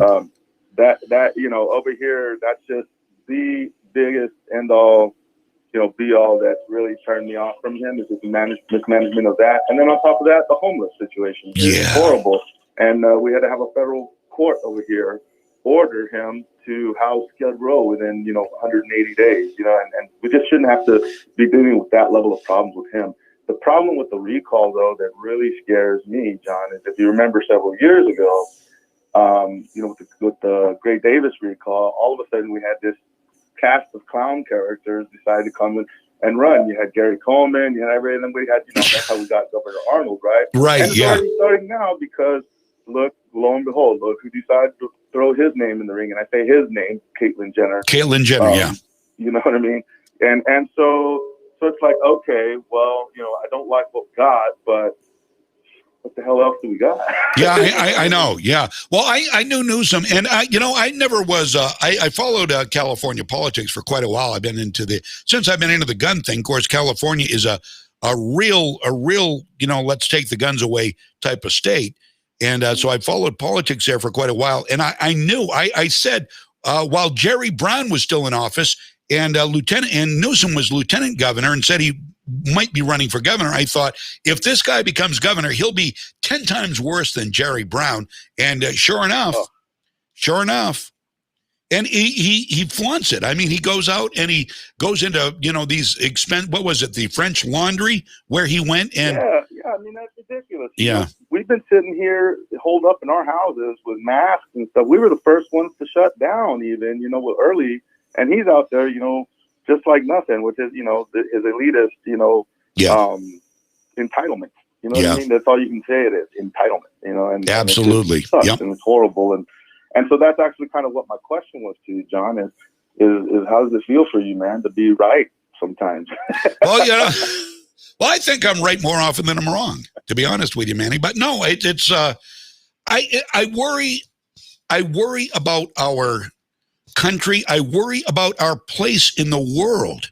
I feel and fear we are going to and are losing it. And I think this has now been expedited by some very poorly thought out ambitions by the current administration. I don't think they are handling much of anything right, to be honest with you. What do you think? What are you thinking? I'd like to hear your thoughts. Well, I will tell you, I'll admit, I haven't read so much or really paid attention so much to the nitty gritty of what his policies are doing, if anything at all, other than reversing and undoing what Trump did. So I can't really sit here and say that I like what's going on with our administration. But again, going with that same thread of how does it feel to be right? You called it, John, and I will say this, with full admission. We knew what was going to happen. He played this whole moderate, card in his campaign and everything. Right. And then now that he's in office, look at all these socialist policies that are coming out. Yeah. You know what I mean?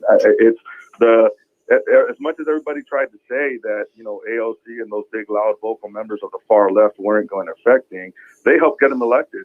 So, it was kind of like the Trojan horse, in my opinion, when he got elected.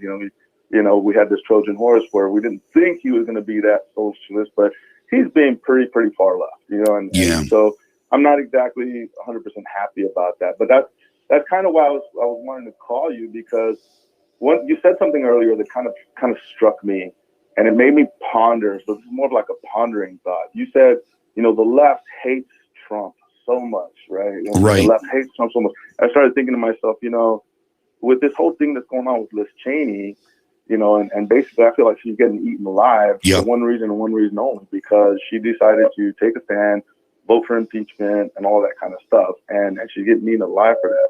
So I started to think to myself, is it really a matter of liberals hating Trump so freaking much, right, that they're trying to get him out? Or is it that the people that support Trump love him so much and believe in everything he does so much that they're actually kind of blind to some of the things that really would be obvious in your face that are contradictory to even maybe your own lifestyle, things that don't benefit you. You're always saying, okay, people vote Democrat against their own will. And maybe sometimes I feel like conservatives do the same thing. They vote for things that really ultimately go against them. And so where, what's the correct reality, John? You know what I mean? Well, Trump supporters love Trump so much that they just can't see some of the things that are absolutely true, or do liberals hate Trump so much that they're just not willing to accept the fact that the man actually did do some pretty good things? Well, you know what? I agree. Yes. The answer is you're right. You're right. I believe me, I didn't agree with everything Donald Trump said or did. I very much, I didn't want him to be the nominee back when he was saying the things he was saying about John McCain. John McCain is a rhino. John McCain didn't help Republicans as much as I think maybe he should have.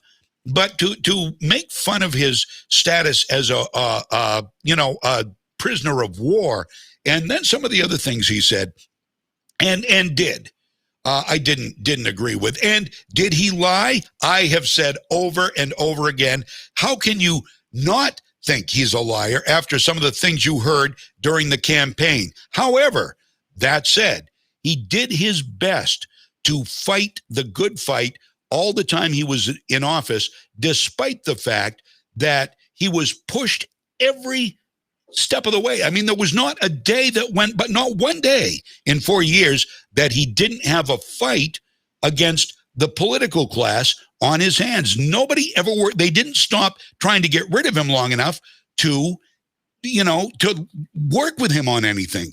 And therein, I think, lies the answer to what you're saying. He tried to do everything he could, and we never know how much more successful he could have been if there wasn't so much hate. And when I say hate by the Democrats, I mean most of that hate, the impetus for most of that was from the leaders and some, the Adam Schiffs, the Nancy Pelosi's, the Chuck Schumers. I mean, they just hated him. I mean, who makes up souvenir impeachment pens with their name emblazoned on them and signs them and hands them out as souvenirs besides Nancy Pelosi? I mean, that alone shows you the hate, the amount of hatred in her heart, her caring, her bitter black heart. And she's I mean, I can't disagree with you on any of that stuff, John.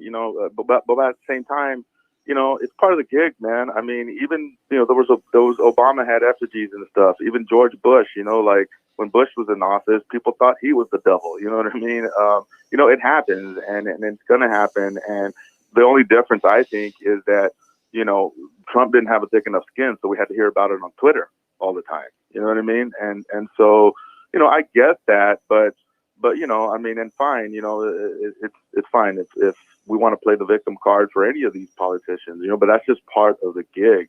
What really bugs me though is, let's talk about this big lie thing, right?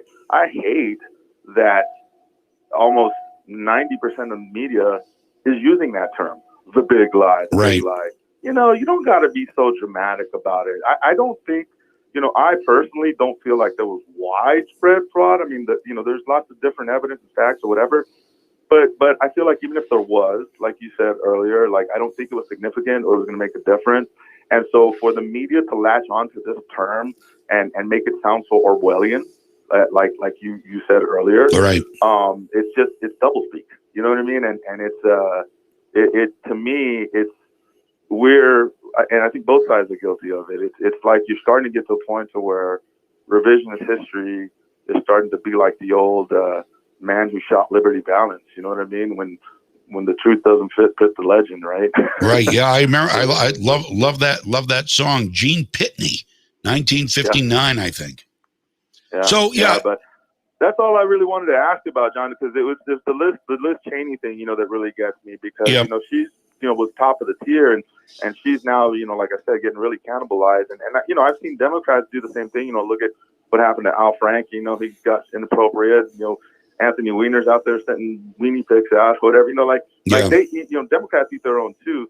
But in this one, it seems to be the only reason that she's getting alive is just because she decided to take a stand, and so now she's being punished. Well, she's been a rhino for a long time, and I think that was just more the icing on the cake than anything. She's sort of a never Trumper in the Republican Party, which is what a never Trumper is. Somebody in the Republican Party, most notably in the Lincoln Project, which George Conway, the wife of the husband of Kellyanne Conway, I would have loved to have been a fly on the wall in their house. I'll tell you that right now, while she was trying to work for Trump.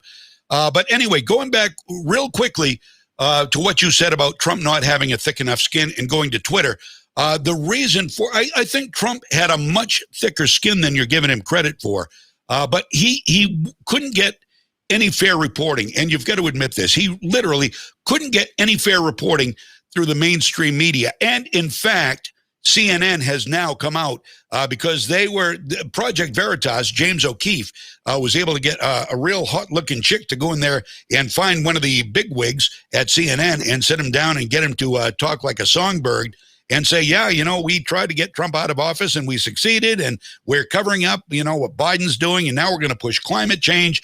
And he said, I would consider that propaganda. He said it. A CNN guy said it. So Trump really got no fair shake with the mainstream media. He did use Twitter a little too much at times. I will agree with that. But I think it was really his only outlet. He just should have been a little bit more choosy as to when and how he used it, in my humble opinion. But yeah, no, I can't disagree with you on that, and certainly very, very fair points. You know what I mean? I'm just me, my personal personality. Call me a hard nose or whatever. I just, I have issues with anyone who tries to play the victim card, no matter what it is. You know what I mean? Like, because I've been through a lot, I mean, I went through eating hot dogs in the snow from the radio station back in Maine. You know what I mean? So, absolutely. So I know. for me, it's like when I hear people, playing a victim card, like you really got to come to me with something, live dramatic. And so, But anyways, John, I don't want to commandeer the show, my friend. I just wanted to call and ask some of these things and ponder those questions, and also remind you that you're a wonderful American, beautiful human being, and a freedom-loving person, and I appreciate what you do, sir. Well, thank you, and right back at you, Manny. I respect you a lot, as I've often said on this show, and thank you so much for your time. And no, you're not a hard nose or a hard head, whatever you said. You're just you're just telling it the way you feel. That's what we want. Little respect goes a long way, buddy. No doubt, no doubt. I'll be in Maine probably in a month or so. I'll drop in on you. We'll have some coffee. That would be great. You have a great afternoon, Manny. Take care, buddy. You too. Thank you. Bye-bye. Bye-bye. There's Manny, my friend from California, who I knew way back a long time ago. I hadn't heard from him for years. And one day he turned up, he was listening to the show, and he dropped a note and called up. And so, we talk from time to time, and I love hearing. He's more, as you can hear, he's not a hardcore. He's not, I won't listen to you. Those types of people. He's not one of them. He's a good guy. He's a very reasonable guy. Need more of that, believe me. All right, we've got we got 1046 right now on Legacy 1160 WSKW. I'm John James. We are broadcasting at 1160 a.m. We are broadcasting at legacy1160.com, audio 24/7. Brought to you by the Harry J. Smith Company on Sanger Avenue in Waterville. We are on all kinds of social media platforms: Facebook, Twitch, Twitter, YouTube. Legacy 11. We're on legacy1160.com with a video from 6 to noon in the morning, all powered by Moody's Collision Center. And this show, Freedom's Pep Rally, is powered by the Gun Shop on Coney Circle in Augusta, and they're open Tuesday through Saturday. And it's again, if you don't go in for anything else, go in to admire the store. It's just a beautiful place. Even if you don't think guns are beautiful, they will look beautiful to you in there. With the other fine art in coins and things, they have all kinds of collectible. I've never been a coin guy, but if I was, the gun shop is the first place I'd go. And once you go there, you will see why. It's amazing what they've got packed inside that store and how well and beautifully it's laid out. Even a fireplace with a little, I think it's a little swinging chair in front of it, if I remember right. All right, go ahead and comment on social media. If you're on social media watching, all the comments should be showing up on I don't know if they all are, but a lot of them are showing up on the screen where they should. So I will try to retrieve them there. And if you want to call, if you want to talk on the radio, send me a quick message, and I will ask for your phone number. I think it's much safer for me to do it that way, given what happened yesterday. I'm glad I was able to catch that. Had I been at the radio station, I probably would have just picked that up, and I probably would have got burned again. So things worked out well in that sense. 1048. And next thing we need to talk about, or should talk about, I think, is who the super spreaders are of COVID-19. And it might surprise you who these people are. It's not who you think. It's not necessarily the people who aren't wearing masks, unless they are older, fatter people. What? You learn something new every day, don't you? Every single day, something new about this comes out. And this is the very latest. According to, I picked this up at Citizen Free Press. Scientists have found that people who produce 1,000 times as many as aerosol particles as their peers, when they breathe or sneeze or cough, are a far greater risk. The older and more overweight people are.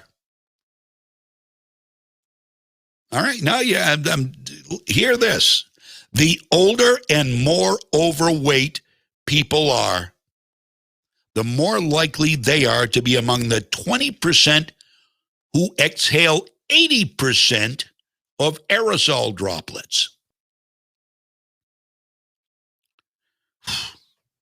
So, yeah, moral of the story, don't sit next to any old fat guys. Now, they say the information is key to understanding the dynamics of this pandemic and its spread.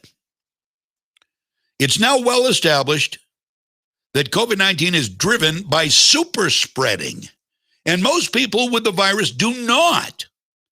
I said most people, according to research, science, most people with a virus do not infect anyone else, but a small number of people infect many others. Older, more overweight. Now you know. I know now you're going to be looking out, aren't you? Now you're going to think twice about going into Walmart, aren't you? I don't mean to profile anybody, but hey, we've all been to Walmart. You know, got Grampy there in his pajamas with his butt crack hanging out. Hacking all over the merchandise. Avoid that guy. He will kill you. Speak for yourself, Mikkel. I changed the banner at the bottom of the screen too, by the way. Thank you for that.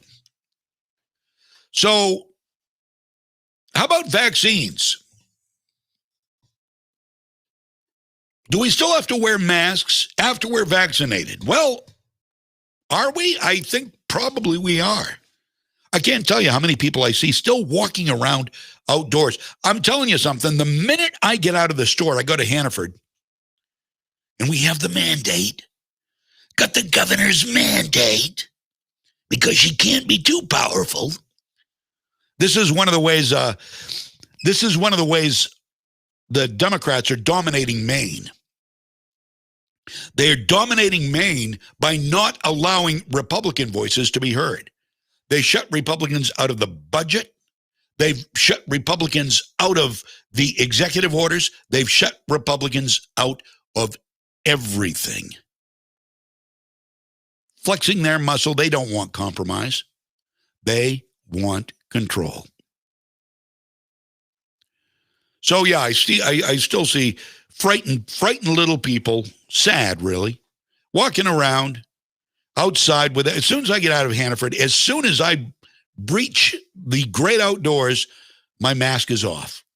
But I see people, they come in wearing their mask in the car, they get into their car, and I watch these people. I like to observe people. They get into their car with their mask on, alone, and they back out and they drive away with their mask on. And I have to shake my head. And, you know, I've got to believe most of these older people have been vaccinated. All the older people I know they're either refusing to because they don't know what the long-term effects are, and I couldn't blame them, or they're vaccinated. They're vaccinated, but they're still wearing masks. Indoors and outdoors. Okay, here is, let me give you this quote. I want to see if you can guess who said this. If everybody doesn't mask up, our chance of beating COVID is spotty, like Wi-Fi. Who do you suppose said that? That sounds like a pretty scientific statement right there. If everybody doesn't mask up, our chances of beating COVID is spotty, like Wi-Fi. So what idiot said that? Was it Joe Biden? Anthony Fauci. Cacklin Cammy.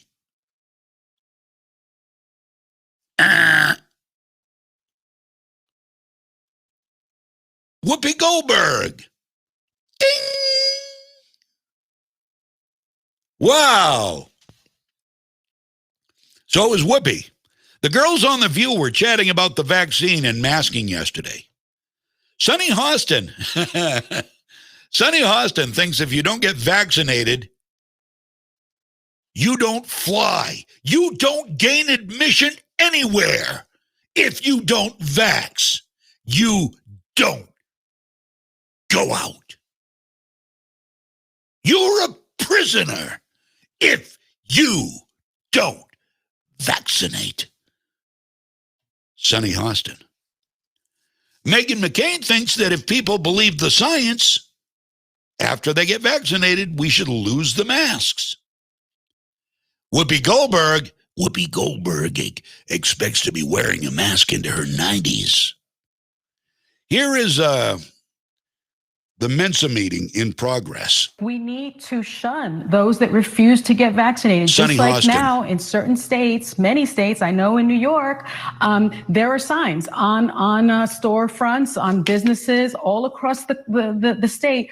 No mask, no entry. I think if you have not been vaccinated, no entry. You want to get on a plane? You got to be vaccinated. Show proof of vaccination. And those people that don't want to get vaccinated, then that's fine. That's fine for you. But then you can't spread it to other people that are vaccinated. You can't spread it to other people that are You also can't. not vaccinated. Scientifically, you then can't, don't right? get those other liberties that come with You don't get immunity. liberties. Okay, It just- welcome to something America. has Welcome to Sonny break. If Hostin's that's your America. personal choice You don't not to get liberties. vaccinated, you don't then get to infringe on the rights of those who have chosen to protect their fellow citizens. I see. When we were first talking about vaccine hesitancy on this show Megan. months and months and months ago, a lot of it centered around minority populations who were hesitant because of valid things like the Tuskegee experiment. And the narrative and the feeling coming out was compassion and trying to convince people in a way of empathy that, you know, we all need to be in this together. We're all in this together.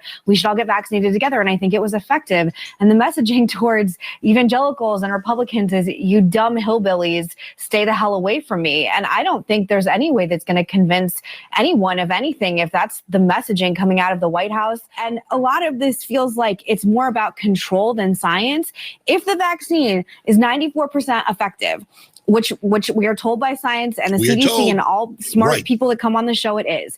If the vaccine Smart works, people on The View. why do we still have to wear masks outdoors? Why do we have to wear masks inside? And that's also part of the messaging problem. Because if you get a vaccine and nothing in your life changes, and I still have to wear a mask everywhere, and people still have to wear masks everywhere. Quite frankly, I'm not going outside until I know everybody outside has had the shot. So I'm going to be wearing my mask probably, into my 90s. I'm going to be wearing my mask. I'm going to be wearing my mask into my 90s. I better ask Jill Biden. Jill Biden, she should be Surgeon General. She's a hell of a doctor. Yeah. She's a hell of a doctor, that Jill Biden. There she is. There she is. Wisdom of the ages from Whoopi Goldberg. You can't beat that kind of advice. I don't care where you go. You aren't going to get that anywhere but on The View.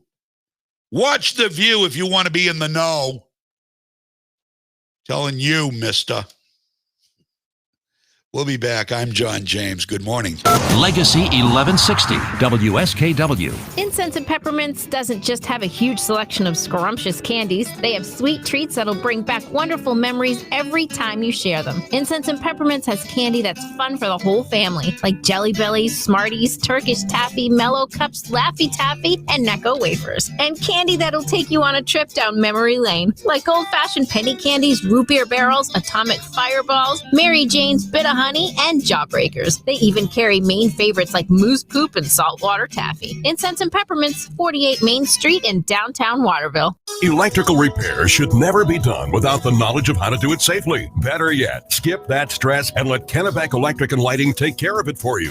Kennebec Electric has offered professional electric and lighting service and expert installation in homes and businesses for over 37 years, and they stand behind that experience with a guarantee on all their work. Kennebec Electric and Lighting. Contact them for all your electric and lighting servicing, including installations and repairs at 861-7028 or online at KennebecElectric.com. What's important here at Moody's is we have a lot of opportunity for upward mobility. Moody's definitely helped me through.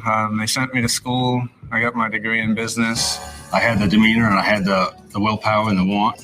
Our trade is constantly changing and there's always new challenges that arise. I definitely feel like an owner. It's very exciting. When you like what you do, you like your job, you like the people you work with, what else could you ask for? Bring your skills to Moody's and build a long-term future with us. From the Home Auto Group Studios, Farmington Ford and Franklin Chrysler in Farmington. This is WSKW, Skowhegan, Augusta, Waterville, Legacy 1160.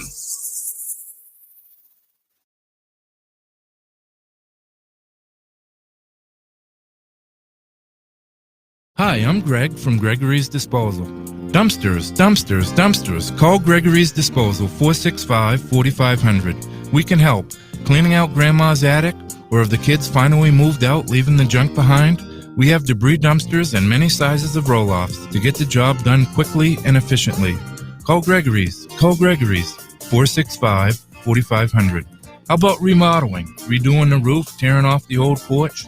Gregory's will bring the right size dumpster at the right cost. Our dumpsters are brown, and we keep our prices down.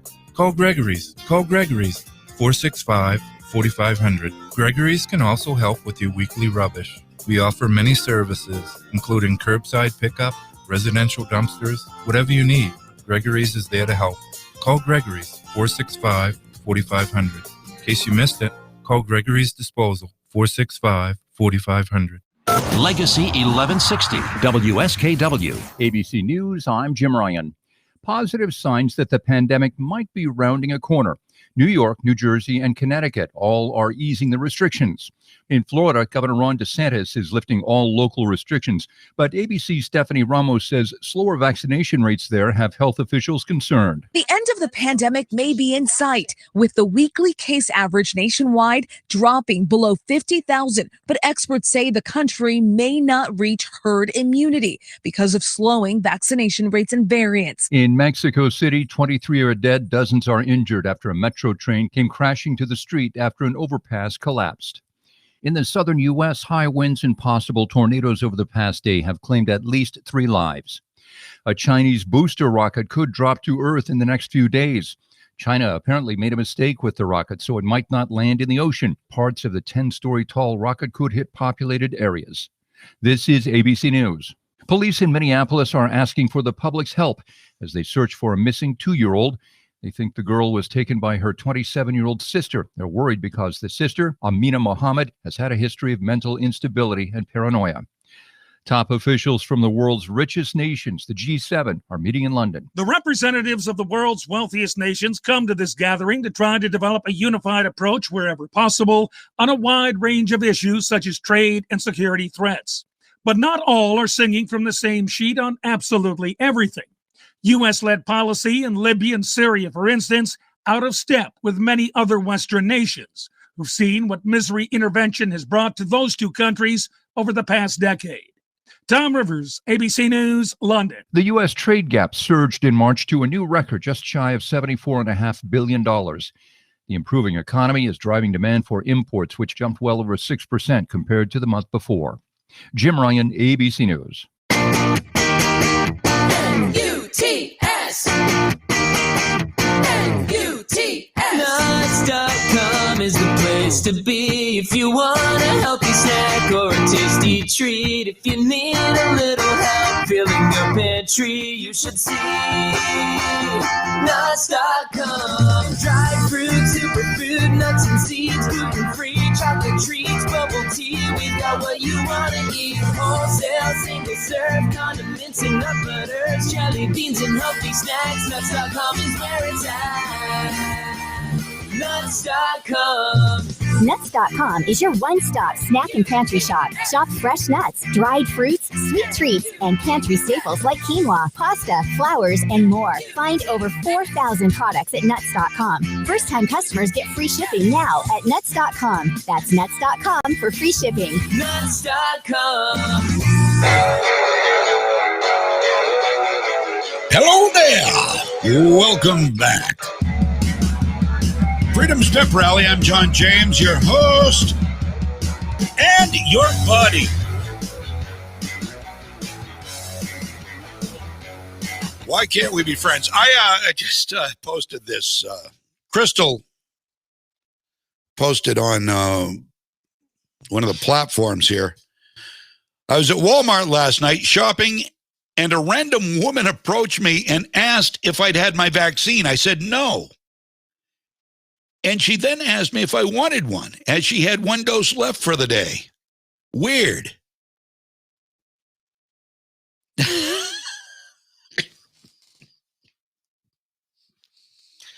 All right. So, this may have been on the up and up. I don't know, Crystal. But, wow. What? Maybe they have to use the vaccines up during the day. Maybe they have to use it. Maybe it was legit. And this woman, was she a nurse? Was she wearing spandex pants and no bra? I just asking. Did she, in other words, did she look the part of a Walmart shopper or a medical person? Just, wow. That's just odd, but maybe, I guess I might do that. If I were a medical person, I had this one dose of the vaccine left. This one dose, we got just one dose. Simon says, you get vaccinated. No more. Oh, come on now. Stop it. I love the chair dancing. I love that commercial. I never heard that commercial before. I can't even tell you what it was about. I was jamming to it. All right. So, Legacy time right now, Legacy 1160 Maine's Heritage Station is 11:06.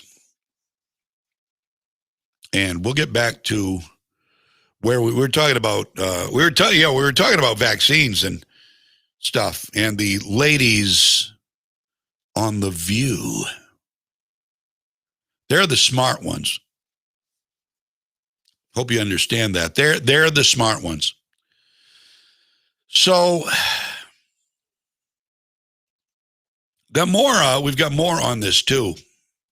Andrew Cuomo, not Chris Cuomo, they're both idiots, by the way. I'm starting to think Andrew Cuomo is more of an idiot than his younger brother, Chris, on CNN.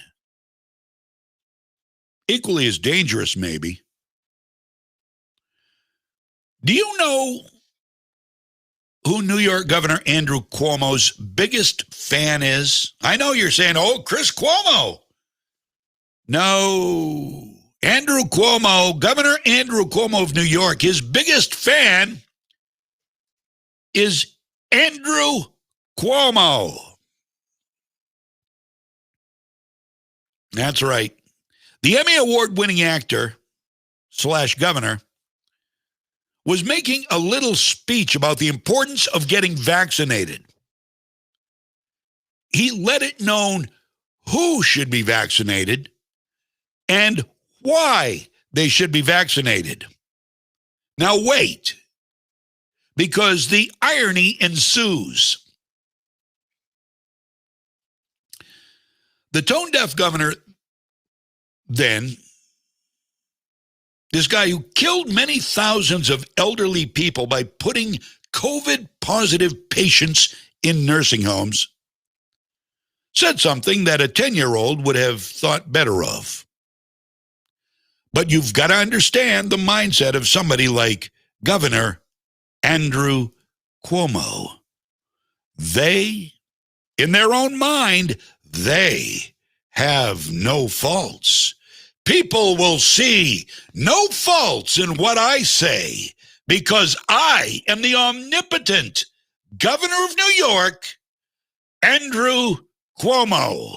And what I say is almost biblical. So what did he say? this delusional guy who thinks nobody is better than him.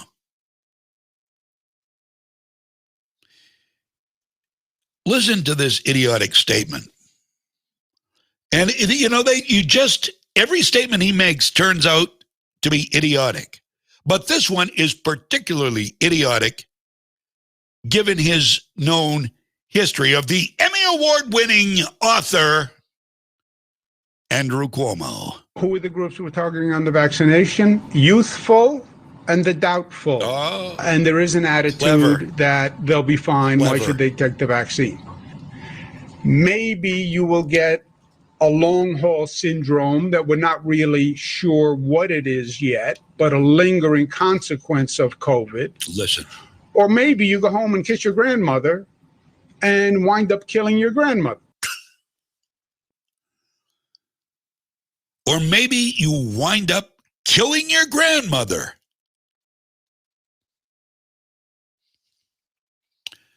How do we survive these arrogant fools? I mean, literally, how do we even survive with people like this in power? Time to take it back, America. Time to take it back, Maine. LePage is coming.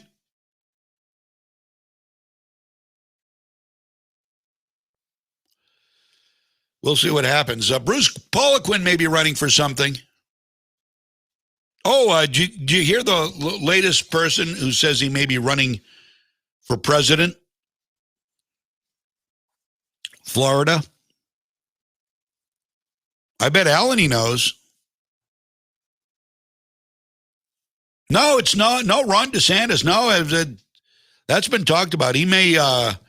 He could be Donald Trump's vice president. Donald Trump's floated that. But somebody else could be running for president from Florida. I'm going to let Alan knows. I'm going to let her post it, and then I'll tell you who it is. His nickname was Little. I don't know if she's still there or not even. Yeah, it's Marco Rubio. Wow. Why would he want to open himself up to that again? I hope he's only considering if Donald Trump doesn't run. See, he and Donald Trump got along pretty good during the 4 years Trump was in office. You know, he spoke highly of Trump. Trump spoke highly of Marco. But if I would just hate to see that. Oh yeah, that's you hadn't heard that. I'm surprised you hadn't heard that. I guess I'm not. I mean, it wasn't exactly headline news. But yeah, interesting, huh? Marco Rubio says he might be considering a run for president, but yeah, we'll see. I just can't imagine he'd want, unless, as I say, unless Donald Trump decides he's not going to run for some reason, then, maybe he'd throw his hat in the ring. But I think there are going to be some, I think if Donald Trump doesn't run, I think Ron DeSantis is. And then how about a vice president for Marco Rubio? How would that be?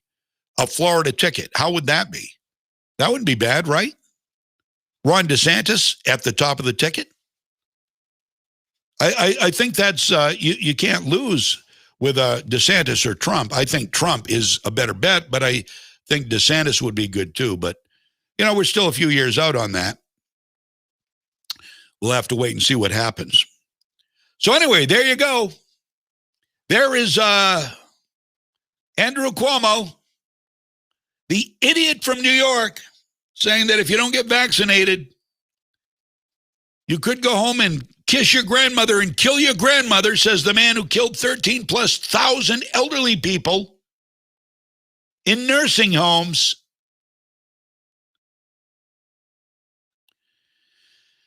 You just can't make this stuff up, can you? We've got 11:14 right now on Legacy 1160 WSKW. And let me see where I am here. Oh, I see. I've got some stuff I've got to do. I've got some housekeeping I need to attend to. Bear with me for just 2 seconds. That's all this is going to take. Okay, man. All right, I understated that. It's going to take a little longer than 2 seconds, but just give me less than a half a minute. There, done. Okay, so.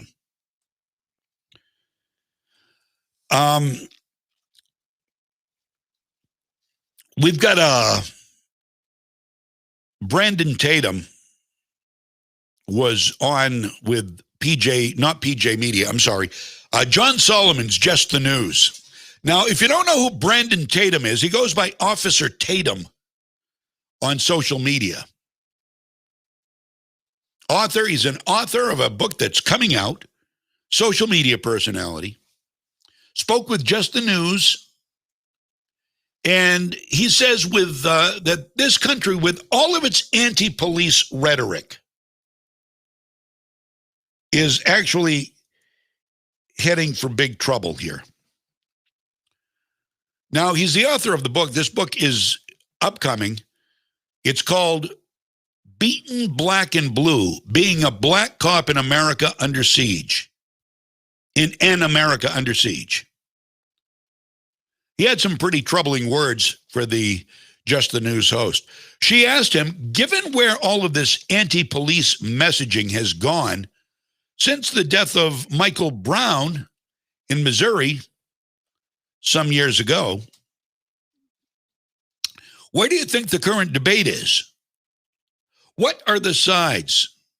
And what exactly is going on, Brandon Tatum? Well, in my personal opinion, the Democratic Party is focused on using these highlight situations of police using force against the citizens, which is, emotional. And they're using the emotions of people. They're using the dead bodies of Black people that have been killed by police, whether justified or not, to push an agenda of fear and dependency on the Democrat Party. I believe that the Republicans in some way are trying to be balanced and reasonable with their approach to police reform and support for police being balanced in the sense of police are doing the right thing by and large, and there's some bad actors that need to be held accountable. Officer Brandon Tatum. So, Brandon Tatum, what can Republicans do, or what can Republicans do better to help win over sentiment on this issue? The Republican Party have to stop being the dry bone. They're reading off teleprompters and not being personable when it comes to police. Well,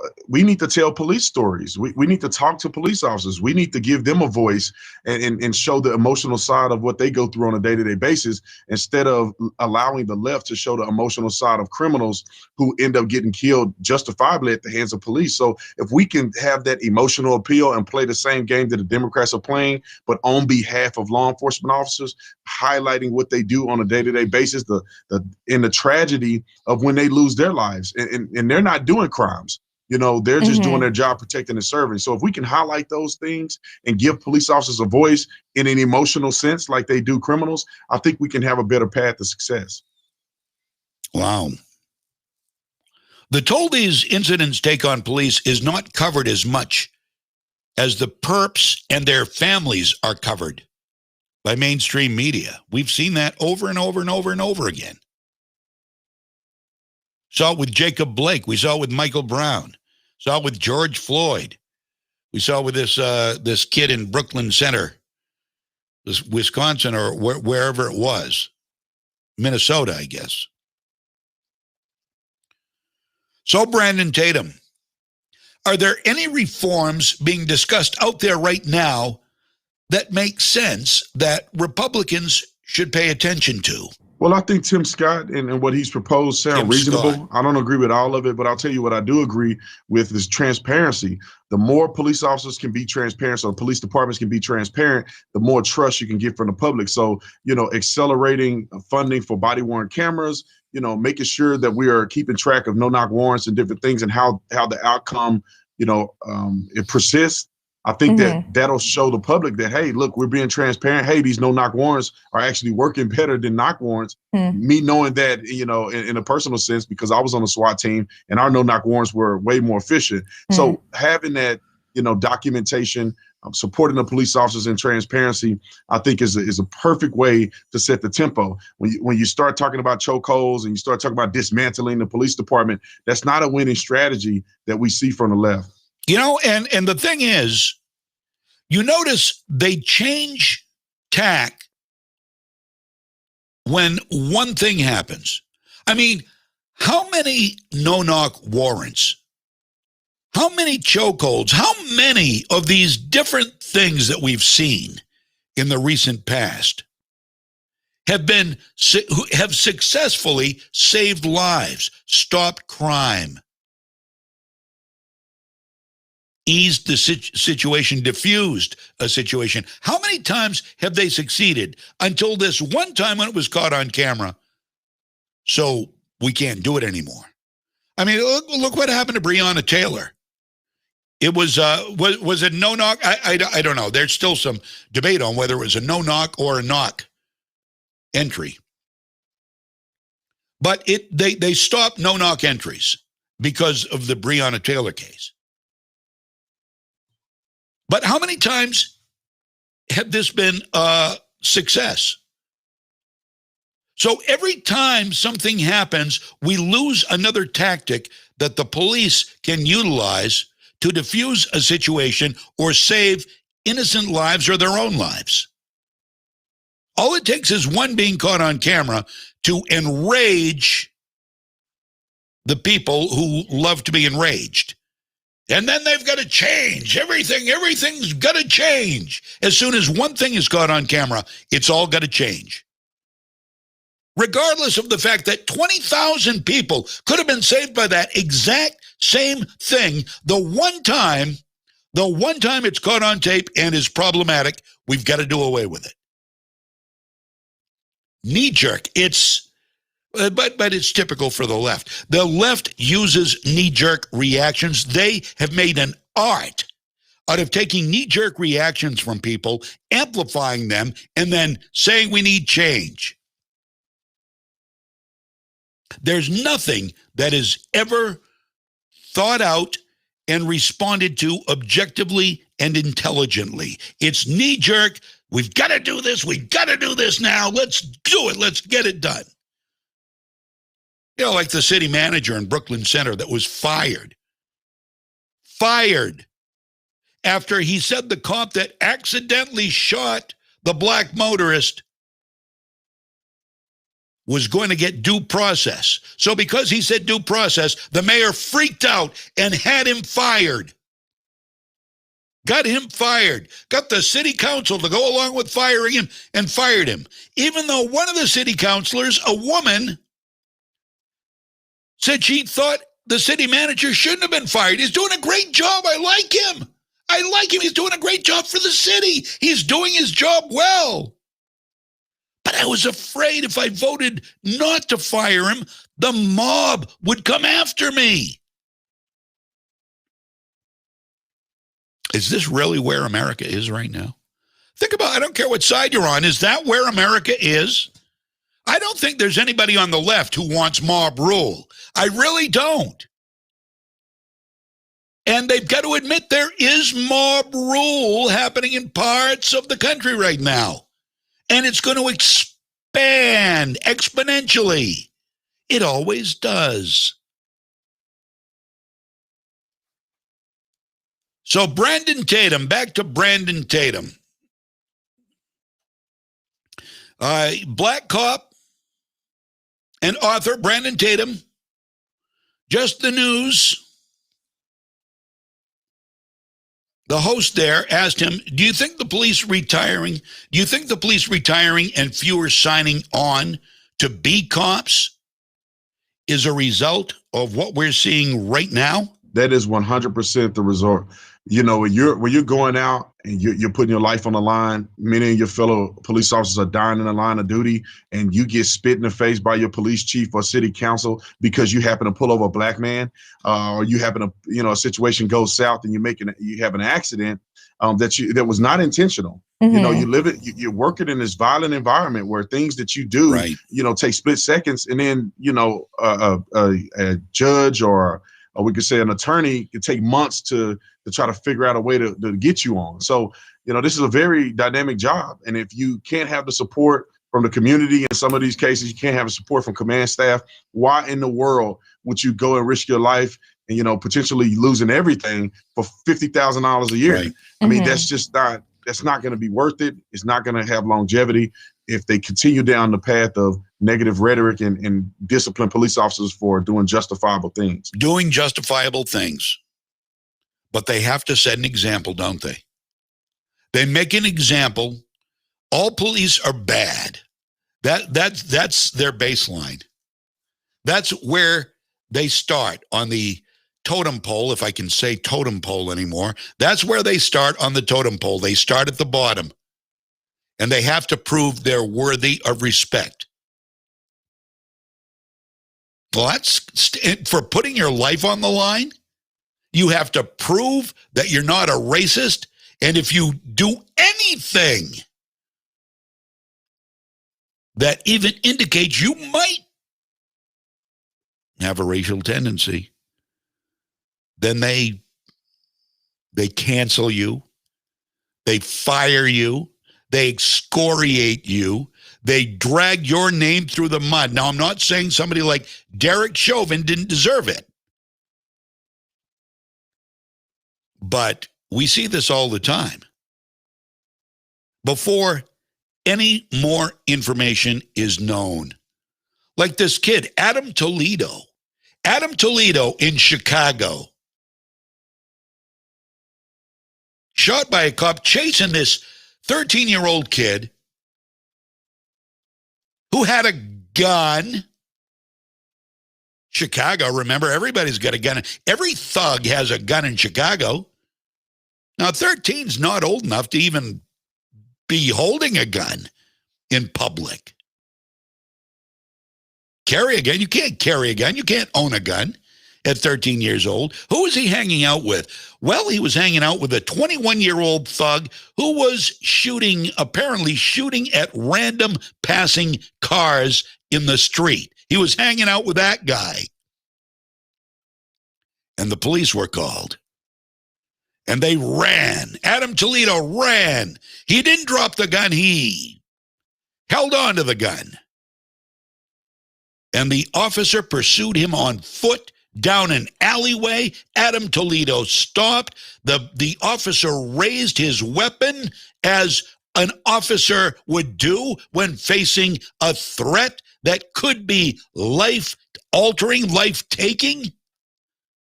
He raised his gun to aim it just as Adam Toledo threw the gun, but it was too late. An officer is not a computer. An officer is a human being. And at that point, there was no time to take back the decision. The mind had told the finger to pull the trigger after the weapon was aimed. Adam Toledo was shot. LeBron James posted a picture of the officer, and he said, "You're next."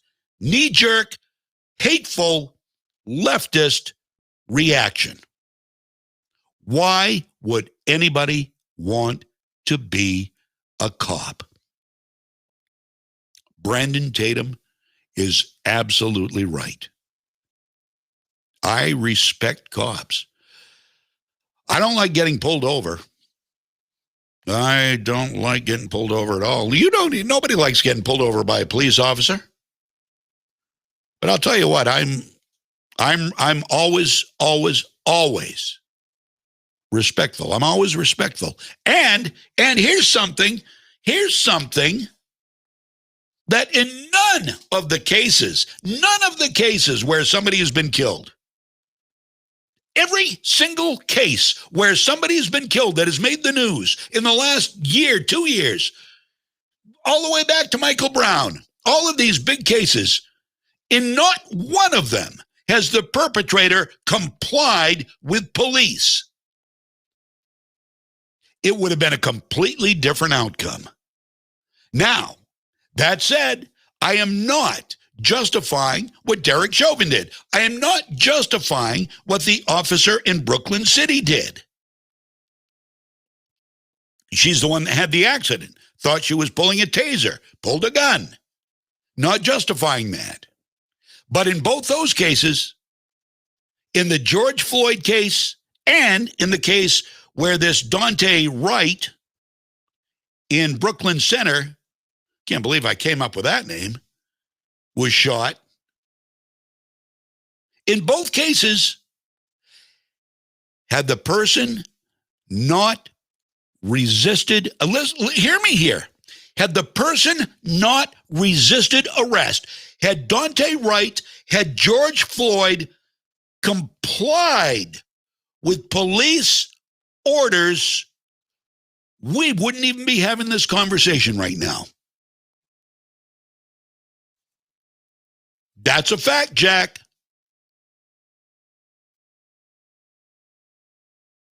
When you're putting the lives of other people at risk, when you're putting the life of a cop at risk, cop doesn't want to die any more than you do. Cop has a job to do. They are obligated to approach you, whether you're the kindest, gentlest old lady or the most violent thug. They have an obligation. They have a duty. They have taken an oath to be the ones to walk into you, to walk into danger. And they also have a family to go home to. Now, I've not been through the police training. I've read a lot about it. I've got a lot of friends who are cops. And I bet you they'd back me up on this. You want to go home alive.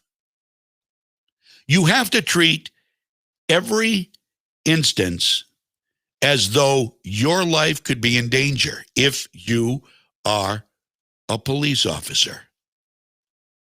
And when somebody starts to resist arrest, when somebody starts not complying with law enforcement as they are being given orders, the first thing that's going to go through your mind is, this is escalating. A compliant person says, okay, officer, what can I do? You want my license and registration? Here you go. Hands on the wheel. Okay, officer. Pretty easy. Pretty easy to comply. You don't comply, you're basically telling the officer, I have evil intent. I have evil intent, and I don't much care about you or your orders, and I'm going to do whatever the hell I want to do. I don't know about you, but that would have me ready to draw my weapon. I'm not saying I would draw it right then, but I would have my hand on it. That's what happened to the woman in Brooklyn Center when she approached Dante Wright's car, I think. She had her hand on her weapon. She had her hand on her weapon. She was ready just in case the guy was being cuffed. Wright was being cuffed. And suddenly he pulled away and jumped into the car. She'd already had her hand on the weapon, I believe. I've got to go back and watch the film. And she pulled it out and she yelled taser 3 times, 4 times, fired a shot, killed him. Not right away, drove down the road and crashed. Terrible accident. No, he shouldn't have been shot and killed. He should have been arrested. Damn right he should have been arrested. He shouldn't be dead. It was a mistake. But again, had he complied, had he not resisted arrest, he would be alive. So Brandon Tatum is right when he says, why would anybody want to go into a line of work where you were immediately disrespected if somebody even says you did something wrong, even if they haven't seen any body cam footage? You're guilty. You are guilty. All somebody's got to do is say the words, because that's all the left wants. That's all they need. They're looking for rage. Anywhere they can get it, they'll get it. And if it's just by somebody saying that cop's a racist, boom, that cop's a racist. Why would anybody want to go into that line of work? And it could be just somebody, by the way, who has a vendetta, doesn't like police. I know people who don't like the police. They do not like the police. They aren't out to lynch them or anything, but they just don't like police until they need them. So, they're looking for anything they can grab onto to throw cops under the bus, so to speak. So why would anybody want to go into a profession where you're opening yourself up to that for comparatively, compare it to a guy who plays minor league baseball for the Sea Dogs, who are playing their first game at Hadlock Field tonight in 600 and something days.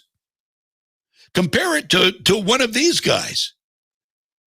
Why would you want to put your life on the line? Serve your community, a community that doesn't respect even what you do and is looking to excoriate you at every turn. Why would anybody want to put themselves through that?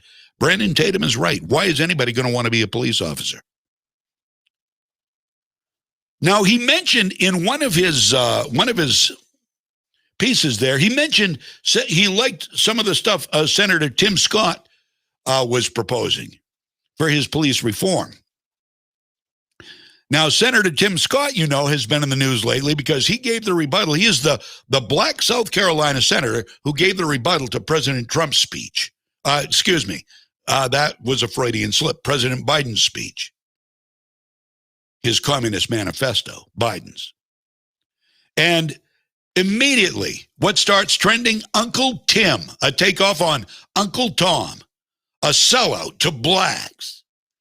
Tim Scott, he can't be black, he's a conservative. Wow. How pathetic are these people? How low are these people? Pretty low. So he mentioned Tim Scott's police reform, which Tim Scott presented last year, actually. Do you remember this? After George Floyd killing? At the time, Tim Scott had worked very hard to put together a police reform package. Seeing a need, having the will, having the desire. And what did the Democrats do? They shot it down. You've got a black man concerned about police being in the spotlight in a bad way, comes up with what made sense, police reform, and the left shoots it down. In fact, you might remember this, Senator Dick Durbin, Big Dick Durbin. He called it a token. Oh, they love that word, don't they? When they talk about black people, they love the word token, yet it's the conservatives who are racist. Are you kidding me? Is the left calling me a racist? Shut up. Stupid. They're stupid. They know nothing. They're children. They're just children. Just children. So, Democrats, the left, uses words like token on black people they don't agree with. That's racist. So Dick Durbin calls this a token after the Democrats shot it down for political reasons without even so much as giving Tim Scott credit for all the hard work he had done on it. Here's Dick Durbin. What we say on the Democratic side is we cannot waste this historic moment, this singular opportunity. Let's not do something that is a token, half-hearted approach. Excuse me. Yeah, right. Let's focus instead on making a change that'll make a difference in the future of America. Big Dick Durbin. Token. Nobody was calling him racist. He is. Dick Durbin's a racist. Dick Durbin's a racist. Excuse me. A lot of them on the Democratic side are racists. So afterwards, after Dick Durbin made that statement, that hurtful statement to a fellow senator, a black man from South Carolina, Senator Scott, who is now being called Uncle Tim, as opposed to Uncle Tom by the left. made a very emotional speech recalling a horrendous shooting that had taken place 5 years earlier in his state of South Carolina. Here he is responding to Dick Durbin and the Democrats shooting down the bill he worked so hard on. Hold on. It's not on the soundboard. Now I want you to hear this. I don't know why it's not on the soundboard. It's not. It will be momentarily. Hang on, bear with me. All right. All right, let's try that. All right, here we go. This is Senator Tim Scott. After Dick Durbin called his legislation a token last year on I think it was the anniversary or near the anniversary of a shooting in South Carolina. Listen. In South Carolina, this Wednesday, June 17th, is the 5th anniversary of when a racist walked into Mother Emanuel Church.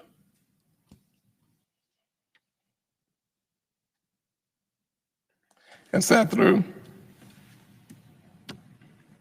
a Bible study for an hour and listened to believers talk about their love of God. And at the end of that Bible study, pulled out the weapon and killed 9 people.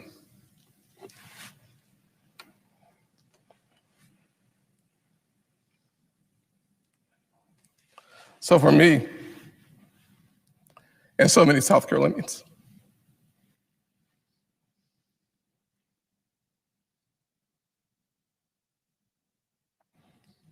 this is a hard day. To think that on this day, as we try to make sure that fewer people lose confidence in this nation, to have the senator from Illinois refer to this process, this bill, this opportunity to restore hope and confidence and trust from the American people, from African Americans, from communities of color, to call this a token process hurts my soul for my country, for our people. To think that the concept of anti-lynching that's a part of this legislation to be considered a token piece of legislation because perhaps I'm African American and I'm the only one on the side of the aisle. I don't know what he meant, but I can tell you that this day, to have those comments again hurts the soul. But on the other side, they're wanting to race bait on tokenism. While this legislation will provide resources for body cameras, for anti-lynching, for de-escalation training. But no, we can't concern ourselves with the families I sat with at the White House yesterday and in my office yesterday. Instead, we want to play politics because this is 2020 and we're far more concerned about winning elections than we are having a serious conversation on reform in this country. No, we would rather have a conversation about tearing this country apart, making it a binary choice between law enforcement and communities of color instead of working for the American people, bringing the reforms to the table so that we have a chance to balance this nation and direct her towards due north. No, that's too much to ask on June the 17th, 5 years later. Wow. Senator Tim Scott of South Carolina. Durbin later apologized for his token comment, but now the left is back at it, making the same old racist comment about Tim Scott, Uncle Tim. Joy Reid on MSNBC, God love her, once again reviving the word token to describe the conservative senator. Raging racist Reid How horrible a human being are you to do this?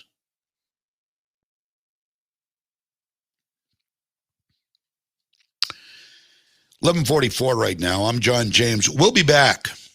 Freedom's Pep Rally. Legacy 1160 WSKW. What's important here at Moody's is we have a lot of opportunity for upward mobility. Moody's definitely helped me through. They sent me to school. I got my degree in business. I had the demeanor and I had the willpower and the want. Our trade is constantly changing and there's always new challenges that arise. I definitely feel like an owner. It's very exciting. When you like what you do, you like your job, you like the people you work with, what else could you ask for? Bring your skills to Moody's and build a long-term future with us. It's a new year. Aren't you tired of walking over the same beaten up old flooring? It's time you installed a new floor that offers premium durability by contacting HT Winters about their line of Tarkett Pro Gen tile and wood flooring. Tarkett is designed to stand strong in all seasons against water, dirt, and sunlight. The best way to improve your home this winter is to install Tarkett Pro Gen tile and wood flooring. HT Winters, 43 Bay Street in Winslow, and online at htwintersflooring.com.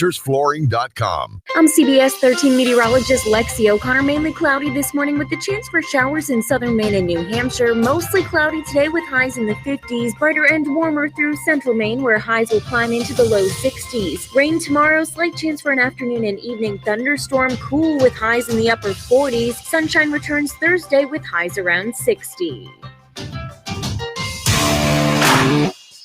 Welcome back.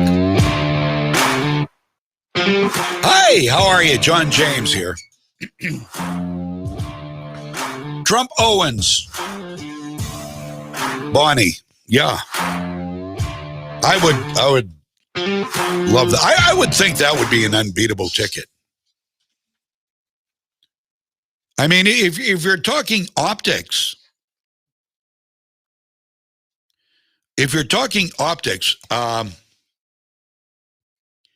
I think that would be a better ticket than Trump DeSantis in 2024. Let's see. Let me see what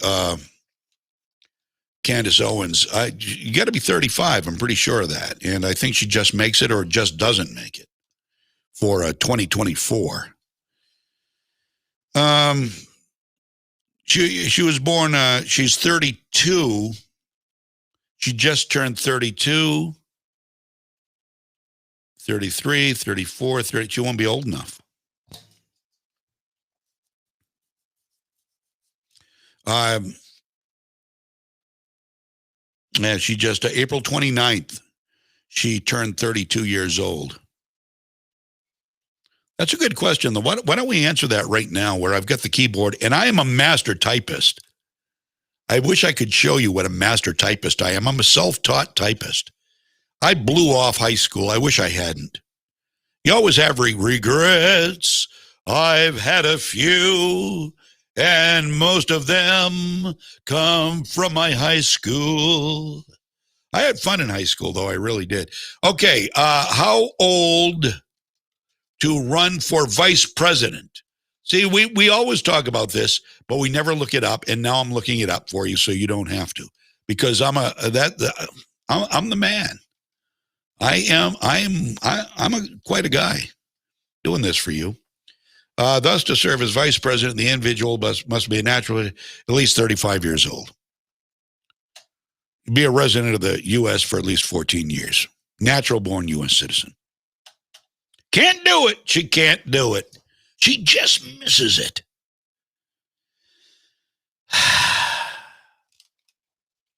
So that's out. So, yeah, Trump DeSantis it is. We've made the decision. I don't know if Dawn is listening down there at Mar-a-Lago, but we've decided that's going to be your ticket. And we'll support it. We'll promote it. We'll talk about it. Just promise. If you get back on Twitter, you'll just be a little bit more cautious with some of the things you say. Just a suggestion. Not that what do I know? I've never been president. Time. Nor would I want to be. 11:49 here on Legacy 1160 WSKW. Oh, let's talk about guns, baby. Let's talk about you and me. Guns everywhere. This show is brought to you by the Gun Shop on Coney Circle in Augusta. Guns coming out the, well, I'm not going to say it, but you know what I'm talking about. Wazoo. Great article in the Washington Examiner today about guns by Paul Bedard. Paul Bedard is a columnist for Washington Secrets.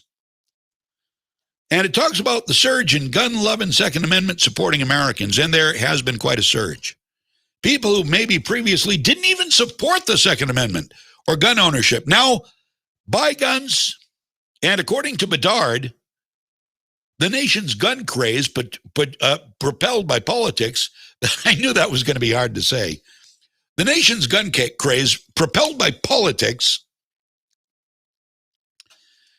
has hit another high. 16 straight months, it has shattered records.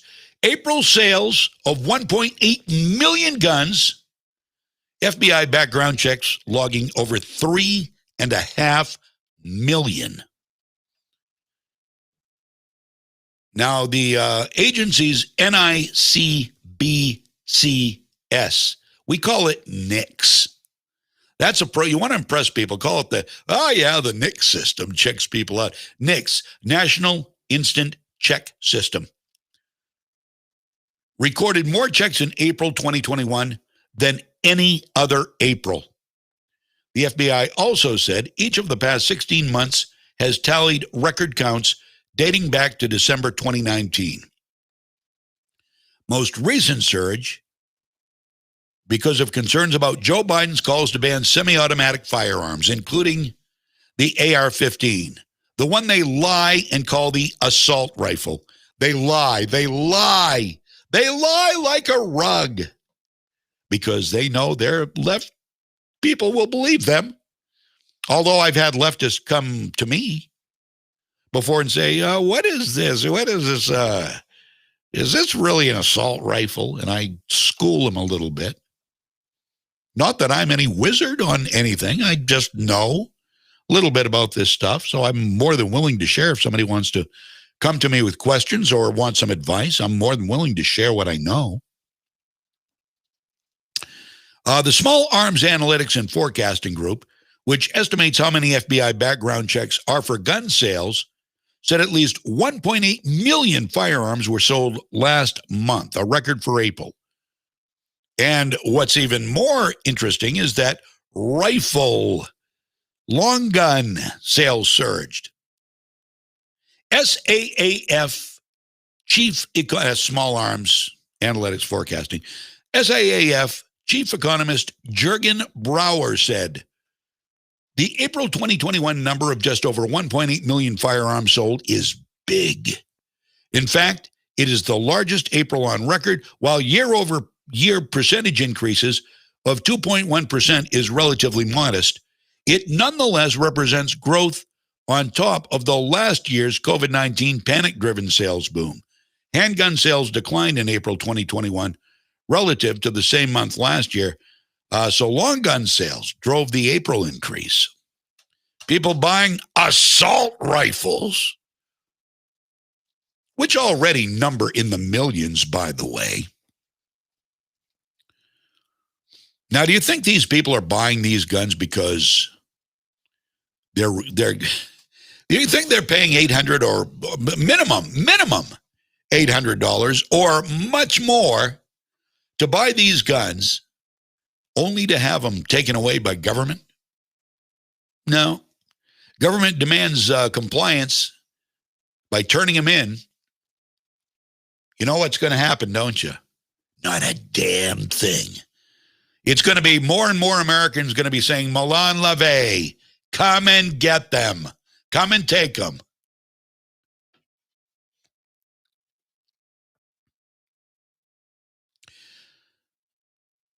So sales continued to be brisk. showing growth in the 25 to 35% range compared to last year. It's more natural growth and isn't being strictly driven by political or other outside forces. Now, this guy, this Anderson guy, Justin Anderson, the marketing director for Hyatt Guns of Charlotte, North Carolina,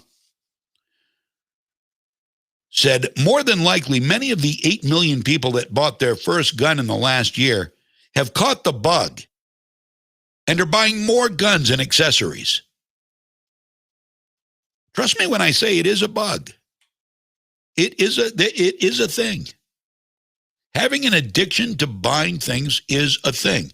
Having an addiction to buying guns is a thing. Not a bad thing if you can afford it, but it is a thing. While ammo remains scarce, Remington's ammunition plant is back online, and Anderson thinks this will help mitigate the unprecedented demand. We expect another busy summer, both online and in store. Another record year, according to Mr. Anderson.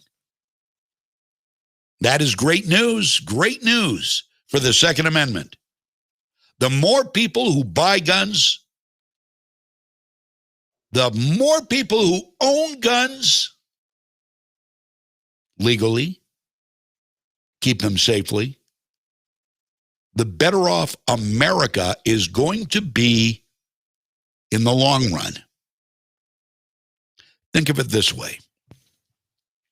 I'm about to justify a major purchase for you. Think of it this way. If you don't own a gun for, I don't know, whatever reason, I mean, just not interested, just not even interested in guns. Well, first of all, you don't have to be interested in anything more than keeping yourself safe if and or when all hell breaks loose. I mean, there is that. And it's also fun just to go out and put bullets downrange, shooting targets. It's a skill. It's a lot of fun. Can be pretty expensive, but it can be very addictive. You can compete and win prizes. Of course, you can hunt. You can hunt. You can protect. You can target shoot. So there you go. There. If you need more justification, here is the big kahuna of justifications. You are helping to save America simply by owning a gun. You don't even have to use it. Have it. Have ammunition to go with it. Lock it away. I wouldn't suggest you lock it away and forget about it. But if you wanted to, I guess you could. And you own it. You own it, and you're part of the statistics.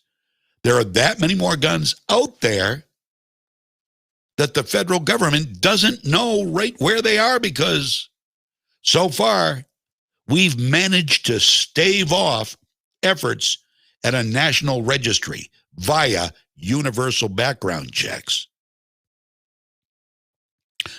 Buy a gun, save a country. Well, I think you ought to go out and do a little shopping today if you have a chance, or maybe this weekend. You're welcome. That's all I got. Boy, it's been fun. I've really, really appreciated it, and I appreciate your time as always. I say that, and I mean it. I think you know that by now. I'm not kidding you. I mean it from the heart. I appreciate your being here, and I hope you'll share. Hope you'll get the word out. Probably will do an encore presentation of parts of the show today, later today, this evening. So kind of keep an eye out for that. If you get a notification, go to it and check it out. You might want to turn some of your friends or relatives onto it. Some people who are a little bit more left who really need to hear it, who really should hear it. We're not wanting to change the world here. We'd like to keep it pretty much, by and large, the same. It's the other side that wants to change the the world. We need to fix some things. We need to make some things better. America has been, for the last 245 years, a work in progress. And there's still a lot of work to do. But isn't it better to take the great country we've got, the great state we've got, and work on its problems? Isn't it better to do that than start all over again with something that is proven to be a failure every time it is done? I think if you're smart, and I know you are, I think you'll agree with me. So I'll see you tomorrow morning at 9 o'clock. Mike Violette here bright and early at 6. Have a great afternoon. Enjoy your day, and I will talk to you. I'll see you on the radio next time. WSKW, Legacy 1160. This is Molly from Rod Cycle and RV. We're about a year into the pandemic, and we're all searching for some sort of normalcy. Picture yourself sitting by the campfire with friends and family, your favorite drink in hand, sharing stories and laughing. I bet you thought of a specific night. We want to help you find your normal. We have a large selection of new and pre-loved travel trailers and fifth wheels, fully stocked parts store, and the best camper service around. Rod Cycle and RV, Route 201 Madison, or online at rodcycleandrv.com. We're not trying to be the biggest, but always trying to be the best. Look around and you'll see hardworking people doing amazing things. People like nurses and respiratory therapists who keep us healthy, teachers and mental health specialists who care for our loved ones. And let's not forget the builders, electricians, and plumbers who help make sure our homes are safe and comfortable. What you might not know is that many of these men and women got their start right here, close to home, at Kennebec Valley Community College. Hi, I'm Teresa Smith, Director of Advising. And for more than 50 years, KVCC has expanded the programs we offer in order to meet the changing needs of Maine's workforce. Our adaptability truly is our strength, and we want you to know that no matter what changes the future brings, KVCC will be here, providing affordable, high-quality education to the people of Central Maine. With summer classes beginning on May 10th, there's no need to wait. You can apply today. High school juniors and seniors may even qualify for a free class this summer. To learn more, visit us online at kvcc.me.edu, or better yet, call us at 453-5822. That's 453-KVCC. From the Home Auto Group Studios, Farmington Ford and Franklin Chrysler in Farmington. This is WSKW, Skowhegan, Augusta, Waterville, Legacy 1160.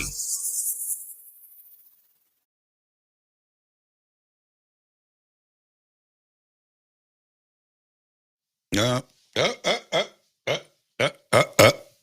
right, I see we've still got a bunch of people here. Okay, the radio show is over. It is weird. It's weird. When the radio show is going on, it's like we gotta be we gotta keep the format, and it's a real thing. It's a radio thing. It's a radio guy thing. Now it's like, feet are up. We're chilling out. I turn the lights off if I could reach them. I just want to, again, reiterate my thanks. And I'd really like to thank my friends at the radio station, of course. They've been nothing short of supportive of me. And we've been through some growing pains since I've been doing the show from my enclave. Trying to get, and we've still got some work to do on the, getting the signal from here to there. But they've been very supportive. I'd like to thank Juan over at Right America Media. I'd like to thank Keith Hansen over at Right America Media and the Keith Hansen Show for the opportunities to help out. And as always, I thank everybody who watches, everybody who listens, because that's why we do. That's why we do this. That's why we do this. And the reason I have three other businesses, one goes hand in hand. Because, it's not like radio is the best paying gig in the world. I'm going to be real honest with you. I do this. This has become a labor of love. as much as anything. That said, though, let me promote a couple of my businesses here for you if you know of anybody who could use them. Doesn't matter where you are, if you need a voiceover work, and I could be your voice for a commercial, for a seminar, for whatever. I'd love to do it for you. That's one of my businesses, is The Voice Guy, which sort of encompasses the video businesses. It's a multimedia company. If you're local, I do documentaries, short form documentaries for businesses or people or whatever. The sky's the limit, whatever. We're going to be doing in a couple of weeks. My son and I are going to go out with a bunch of camera equipment, and we're going to do a brain cancer awareness thing from brain cancer survivors. There's a woman in the area where we live, Kelly Burns, whose dad died of brain cancer. And so she has done this thing called Kelly's Cause for Brain Tumors. And she raises a ton of money to help fund research and so forth every year. And so we're going to do a bunch of video on these survivors. So heart-wrenching. I did one of these with Kelly before, and it's amazing, the stories. And we've lost one of them since I did a documentary a few years ago. One of the survivors, a young woman too, passed away. I think the rest of them have survived to this day, thankfully, but that's the kind of thing we do. So if you can use somebody, by all means, private message me, drop me a line, and we can talk. Otherwise, just thank you for being here. I'm out now. I've got things to do, like eat, and I will talk with you tomorrow morning. Be well, and I'll see you tomorrow.